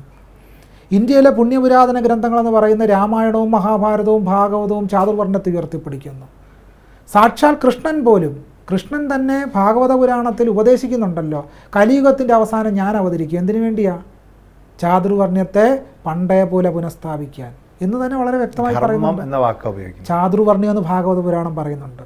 ചാതുർവർണ്ണ്യം അത് ഭഗവത്ഗീതയിലാണ്. എന്താണ് ഈ ധർമ്മം? ധർമ്മം ജാതി ധർമ്മം തന്നെ. അതൊക്കെ ഈ പറയുന്നത് ഇതൊക്കെ ആർക്കാ പറയാൻ വയ്യാത്തത്? ധാരയതീതി ധർമ്മ എന്നൊക്കെ ആർക്കാ പറയാൻ വയ്യാത്തത്? എന്താണ് ധർമ്മത്തെ സംബന്ധിച്ച് ധർമ്മശാസ്ത്രങ്ങളിൽ എന്താണ് പറയുന്നത്? ഗീതയിൽ തന്നെ ശരി, ഈ പറയുന്ന ധർമ്മസങ്കല്പം അനുസരിച്ച് ഗീതയിൽ എന്താണ് മനുഷ്യരെങ്ങനെ പ്രവർത്തിക്കണം? ഗീതയെ അനുസരിച്ച് മനുഷ്യരെ 4ആയിട്ട് തരംതിരിച്ചിരിക്കുക: ബ്രാഹ്മണർ, ക്ഷത്രിയർ, വൈശ്യർ, ശൂദ്രർ. ശൂദ്രരുടെ ജോലി എന്താണ്? എക്കാലവും ബ്രാഹ്മണ ക്ഷത്രിയാദികളുടെ പാദസേവയാണ്. അയാൾക്ക് വേറെ പണിയൊന്നുമില്ലേ? അയാൾക്ക് വേറെ ഒന്നും ചെയ്യാൻ കഴിയില്ല. അയാൾക്ക് അധ്യാപകനാകാൻ കഴിയില്ല, അയാൾക്ക് കൃഷി ചെയ്യാൻ കഴിയില്ല, അയാൾക്ക് സ്വത്തുണ്ടാക്കാൻ കഴിയില്ല. ശൂദ്രന് സ്വന്തമായി സ്വത്തുണ്ടായി കൂടാന്നാണ് മനുസ്മൃതി പറയുന്നത്. ഈ മനുസ്മൃതി ഇന്ത്യൻ ഭരണഘടനയുടെ ഭാഗമായില്ല എന്നാണ് വി ഡി സവർക്കർ വിലപിച്ചത്. ഈ ചാതുർവർണ്ണയമാണ് ധർമ്മം എന്ന് പറഞ്ഞു വെക്കുമ്പോൾ പുത്രധർമ്മം, പതീധർമ്മം, അങ്ങനെ ഓരോ വ്യത്യസ്തമായ ധർമ്മങ്ങളുമുണ്ട്. അതൊന്നും ചാതുർവർണ്ണയമായി റിലേറ്റഡ് അല്ലല്ലോ. ഈ ധർമ്മം എല്ലാം ചാതുർവർണ്ണയമായിട്ട് റിലേറ്റഡാണ്. എല്ലാ ധർമ്മവും ഇതൊക്കെ അല്ലെന്ന് നമുക്ക് തോന്നുന്നതാണ്. സൂക്ഷ്മമായിട്ട് പരിശോധിക്കണം. എന്താണ് പതീധർമ്മം? അച്ഛനെന്തുച്ചയെന്നുച്ച എഴുത്തച്ഛൻ്റെ ക്ലിപ്പായിട്ട് പറയും, എഴുത്തച്ഛൻ്റെ രാമായണത്തിൽ പറയും, അച്ഛൻ എന്താണോ ഇച്ഛ, ആ ഇച്ഛ സ്വന്തം ഇച്ഛയാണെന്ന് കരുതി കൗസല്യയോട് രാമൻ പറയുന്ന രംഗമാണ്. അപ്പോൾ എന്താണ്? പിതൃമേധാവിത്വമാണിത്, ബ്രാഹ്മണ ധർമ്മമാണത്. ഇത് മറ്റ് സമൂഹങ്ങളിൽ ഇങ്ങനെ ഒരു പുരുഷാധിപത്യ ക്രമം എങ്ങനെ ഊട്ടി ഉറപ്പിച്ചെടുത്തു? അത് ബ്രാഹ്മണ്യത്തിൽ നിന്ന് സമൂഹത്തിലേക്ക് ഊറി ഇറങ്ങിയതാണ് ഈ പാരമ്പര്യം എന്ന് പറയുന്നത്. അപ്പോൾ അടിസ്ഥാനപര പുത്രധർമ്മം എന്താണ്? പുത്രൻ്റെ ധർമ്മം ഇന്ത്യയിലെ ദളിത് പുത്രന്മാരെ പറ്റി ഏതെങ്കിലും പുരാണത്തിൽ പറയുന്നുണ്ടോ? ഇന്ത്യയിലെ ബഹുജനങ്ങളെ പറ്റി എന്തെങ്കിലും പറയുന്നുണ്ടോ പുരാണങ്ങളിൽ? അവർക്കൊന്നും പുത്രന്മാരില്ലേ? അവരുടെ ആരുടെയും പുത്രന്മാരെ പറ്റി ഈ കൃതികളിലൊന്നും തന്നെ പറയുന്നില്ലെന്നേ. ഇതിഹാസങ്ങളൊക്കെ പറയുന്നുണ്ട്, മഹാഭാരതത്തിലൊക്കെ. എന്ത് പറയുന്നുണ്ട്? ഭീമൻ ഹിഡുംബിയെ കല്യാണം കഴിച്ച് ഹിഡുംബിയുടെ മക്കളെ കുറിച്ചൊക്കെ പറയുന്നത്. അവർ അത് വർണ്ണാശ്രമ ധർമ്മത്തിൽ ക്ഷത്രിയരല്ലല്ലോ. അതല്ലായിരിക്കാം, അതിനും ചരിത്രമുണ്ട്. എന്തുകൊണ്ടാണ് ഭീമൻ ഹിഡിംബിയെ വിവാഹം കഴിക്കുന്ന സാഹചര്യം ഉണ്ടായത്? പറയുന്നില്ല എന്ന് പറഞ്ഞുകൊണ്ട് ഞാൻ ധർമ്മം എന്ന് പറയുന്ന സങ്കല്പത്തെ മുൻനിർത്തിയാണ് പറഞ്ഞത്. ധർമ്മം എന്ന സങ്കല്പത്തെ മുൻനിർത്തി പറയുമ്പോൾ ആ ധർമ്മം എന്ന സങ്കല്പം അടിസ്ഥാനപരമായി ചാതുർവർണ്ണയമാണ്. എന്തുകൊണ്ടാണ് ഹിഡിംബിയുടെ പുത്രനെ കൊല്ലാൻ കൃഷ്ണൻ തുനിഞ്ഞത്? എന്തുകൊണ്ടാണ്? യുദ്ധത്തിന് വിട്ടുകൊടുക്കുകയായിരുന്നല്ലോ ഹിഡിംബിയുടെ പുത്രനെ. നല്ലതാണെന്ന് പറയുകയും ചെയ്തു പിന്നീട്. കാരണം എന്തുകൊണ്ടാണ്? കാരണം വളരെ വ്യക്തമാണ്. തൻ്റെ അനുജത്തിയുടെ മക്കളായിരിക്കണം രാജ്യഭരണകർത്താക്കളായിട്ട് പിന്നീട് വരേണ്ടത് എന്ന കുടിലതന്ത്രം കൃഷ്ണനുണ്ടായിരുന്നു. അതുകൊണ്ടാണ് കടവൽക്കജനെ വധിക്കുവാനായി കൊല്ലാനായി വിട്ടുകൊടുത്തത്. ഇപ്പോൾ ഇതിഹാസങ്ങൾ പരിശോധിച്ചാൽ ഇത് വളരെ വ്യക്തമാണ്. ഇതിഹാസങ്ങളിൽ തന്നെ ധർമ്മം എന്ന് പറയുമല്ലോ. ധർമ്മത്തെ സംബന്ധിച്ച് മഹാഭാരതത്തിൽ തന്നെ പറയും, ധർമ്മസ്യ തത്വം നിഹിതം ഗുഹായ, ധർമ്മത്തിൻ്റെ തത്വം ഗുഹയിൽ ഒളിഞ്ഞിരിക്കുകയാണ്. ഇത് വ്യക്തമല്ലാത്തതുകൊണ്ടാണ് ഒളിഞ്ഞിരിക്കുന്നതെന്നൊക്കെ പറയേണ്ടി വരുന്നത്. കാരണം ആർക്കും ഇതിനെപ്പറ്റി യാതൊരു ധാരണയില്ല. എന്താണ് ധർമ്മം? പരീക്ഷത്തിൻ്റെ ഭരണകാലം നല്ല ധാർമ്മികമായ ഭരണകാലമായിരുന്നെന്ന് പറയുന്നുണ്ട്. തുടർന്ന് മഹാഭാരതം വർണ്ണിക്കുന്നു, ചാതുർവർണ്ണയ ധർമ്മം അനുസരിച്ചാണ് പരീക്ഷിത്ത് ഭരിച്ചത് എന്ന് മഹാഭാരതത്തിൽ വളരെ ക്രിസ്റ്റൽ ക്ലിയർ ആയിട്ട് പറഞ്ഞു വെച്ചിട്ടുണ്ട്. ശന്തനുവിൻ്റെ ഭരണം ചാതുർവർണ്ണയ ധർമ്മം അനുസരിച്ചാണെന്ന് മഹാഭാരതം പറയുന്നു. രാജാക്കന്മാർ ഭരിക്കുന്നത് മുഴുവൻ ധർമ്മം അനുസരിച്ചാണ്. ഏത് ധർമ്മം? ചാതുർവർണ്ണയം അനുസരിച്ച്. കൗടില്യൻ്റെ അർത്ഥശാസ്ത്രത്തിൽ ധർമ്മം എന്താണെന്ന് പറയുന്നുണ്ട്. ധർമ്മം അനുസരിച്ചാണ് രാജാക്കന്മാർ ഭരിക്കേണ്ടത് എന്ന് അർത്ഥശാസ്ത്രം പറയുന്നുണ്ട്. ഇതെല്ലാം ചാതുർവർണ്ണയ ധർമ്മമാണ്, ജാതിധർമ്മമാണ്. അതുകൊണ്ട് ഇന്ത്യയെ സംബന്ധിച്ച് ഇന്ത്യയിലെ ഇതിഹാസ പുരാണ പാഠങ്ങൾ, വൈദിക സംഹിതകളെല്ലാം ഉയർത്തിപ്പിടിക്കുന്നത് ചാതുർവർണ്ണയത്തിൻ്റെ ധർമ്മസങ്കല്പമാണ്.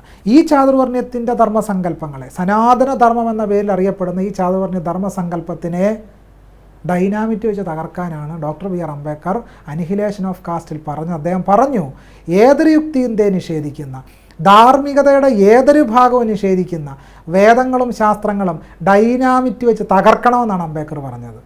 70-75 വർഷമായി ഇന്ത്യക്ക് സ്വാതന്ത്ര്യം കിട്ടിയിട്ട് ഈ 70 വർഷവും ചാതുർവർണ്ണയ വ്യവസ്ഥയുടെ അടിസ്ഥാനത്തിലല്ല ഇന്ത്യ ഭരിക്കപ്പെട്ടിട്ടുള്ളത്. കേരളത്തിൽ ആദ്യത്തെ കമ്മ്യൂണിസ്റ്റ് സർക്കാരുണ്ടായ ഒരു നാടാണ് കേരളം. ഇവിടെയും ഇപ്പോഴും താങ്കൾ പറയുന്ന അനുസരിച്ചാണെങ്കിൽ ബ്രാഹ്മണിക്കലായ മേധാവിത്വം ഇവിടുത്തെ സിസ്റ്റത്തിലൊക്കെ ഉണ്ട്, വളരെ ആഴത്തിലുണ്ട്. നോക്കൂ, നമ്മൾ പറഞ്ഞു ചാതുർവർണ്ണയം അനുസരിച്ചല്ല ഭരിക്കപ്പെട്ടതെന്ന് പറയുന്നു. ചാതുർവർണ്ണയം അനുസരിച്ച് തന്നെയാണ് ഭരിക്കപ്പെടുന്നത് എന്നുള്ളതിൻ്റെ ഏറ്റവും വലിയ തെളിവാണ് ഇന്ത്യയിലെ IITകളും IIMകളും. അങ്കുൽ പലിവാളിൻ്റെ പഠനം സൂചിപ്പിക്കുന്നത് ഇന്ത്യയിലെ സർവകലാശാലകളിലെ 96% തസ്തികകളിലും സവർണരാണ് അധ്യാപകരായിട്ടുള്ളത്, വരേണ്യ വിഭാഗത്തിൽ നിന്നുള്ളവരാണ്. അത് ചാതുർവർണ്ണയത്തിൻ്റെ ലക്ഷണമല്ലേ?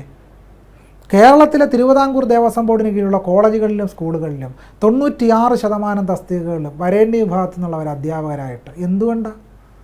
കേരളത്തിൽ രാമൻ ഭരിച്ച കാലഘട്ടത്തിൽ നിന്ന് ശങ്കര നമ്പൂതിരിപ്പാട് ഭരിച്ചിട്ടും അതിനുശേഷം ഭരണങ്ങൾ വന്നിട്ടും മാറിയിട്ടില്ല എന്ന് പറയുന്നത് ആരുടെ കുഴപ്പം കൊണ്ടാണ്? ഭരണം ചാതുർവർണ്ണയത്തിൻ്റെ അടിസ്ഥാനത്തിലായതുകൊണ്ടും വരേണ്യ ജനവിഭാഗങ്ങളെ മാത്രം പരിഗണിക്കുന്നത് കൊണ്ടുമാണ്. അതുകൊണ്ടാണ് ഇവിടുത്തെ ജനാധിപത്യവാദികളല്ല, ജനാധിപത്യവാദികളെന്ന് പറയരുത്. അതുകൊണ്ടാണ് കോൺഗ്രസ് ഒക്കെയാണ് ജനാധിപത്യവാദികളെന്ന് പറയും. സഹോദരൻ അയ്യപ്പനുമായിട്ട് മുൻ MLA ആയിരുന്ന അഡ്വക്കേറ്റ് TA പരമൻ ഒരു സംഭാഷണം നടത്തുന്നുണ്ട്. സഹോദരനയ്യപ്പൻ ടി എ പരമനോട് ചോദിക്കുന്നു, ഇപ്പോൾ ജാതി വ്യവസ്ഥയൊക്കെ എങ്ങനെയുണ്ട്?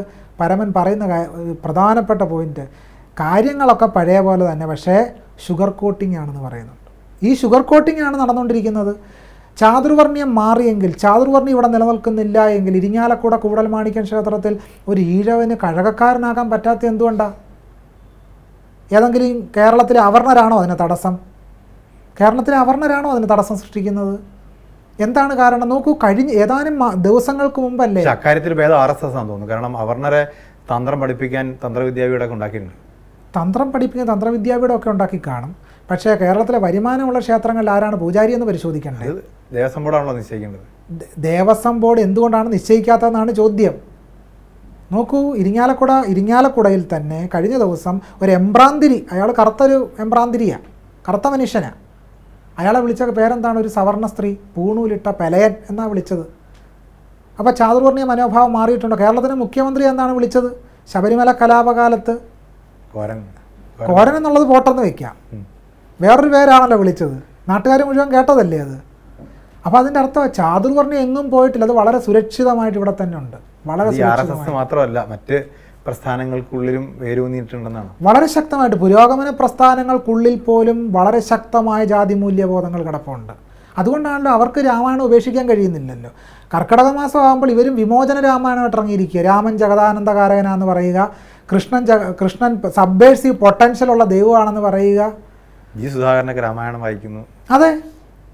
അപ്പോൾ കാരണഭൂതന്മാരാം ബ്രാഹ്മണരുടെ ചരണാരുണാംബുജ ലീനവാംസു സഞ്ചയം മമ ചേതോദർപ്പണത്തിൻ്റെ മാലിന്യം അത് തീർത്ത് ചേതസി തെളിഞ്ഞിടുവാൻ വണങ്ങുന്നേൻ, ബ്രാഹ്മണരുടെ കാലിലെ പൊടി എൻ്റെ ഹൃദയം ശുദ്ധീകരിക്കണമെന്ന് പറയുന്ന രാമായണം ആളുകൾ വായിച്ചാൽ എന്താ ഫലം?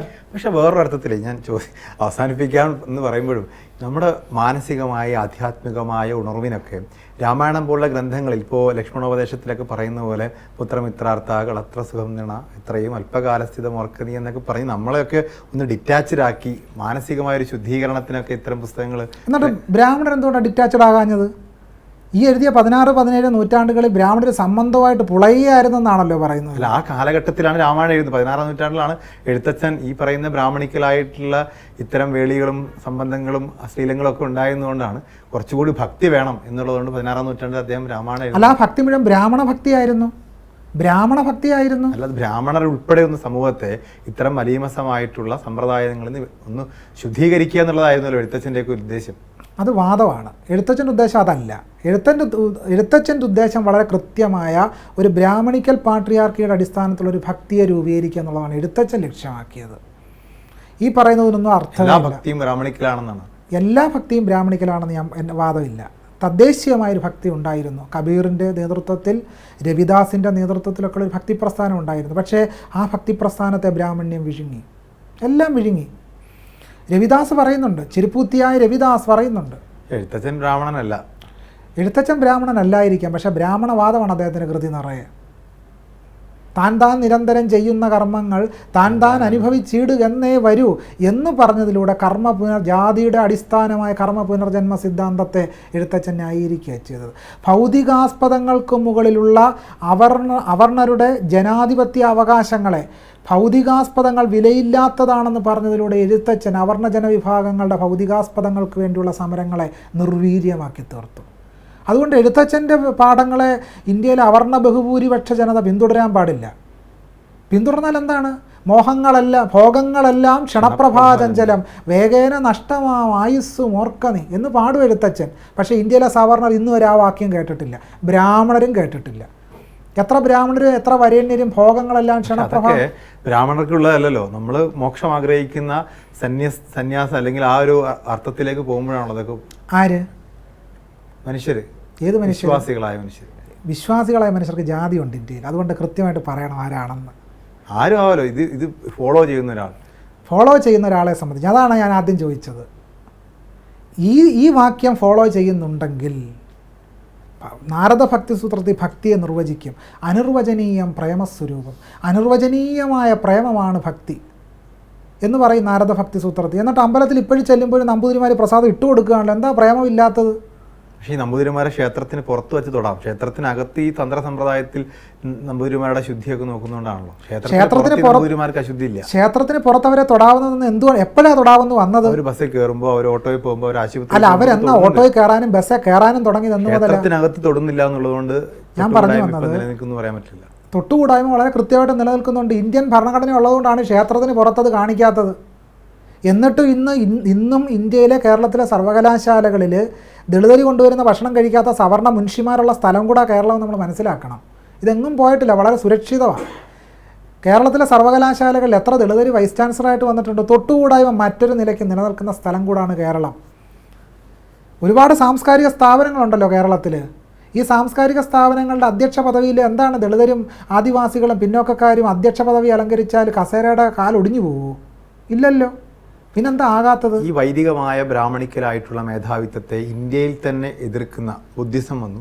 വേദാന്തവും ഒരു പരിധിവരെ ഇതിനെ എതിർക്കുന്നില്ല. വേദാന്തം എതിർക്കുന്നേ ഇല്ല. വേദാന്തം ഇതിനെ ന്യായീകരിക്കുകയാണ് ചെയ്യുന്നത്. ബുദ്ധിസം എതിർത്തു എന്നുള്ളത് ശരിയാണ്.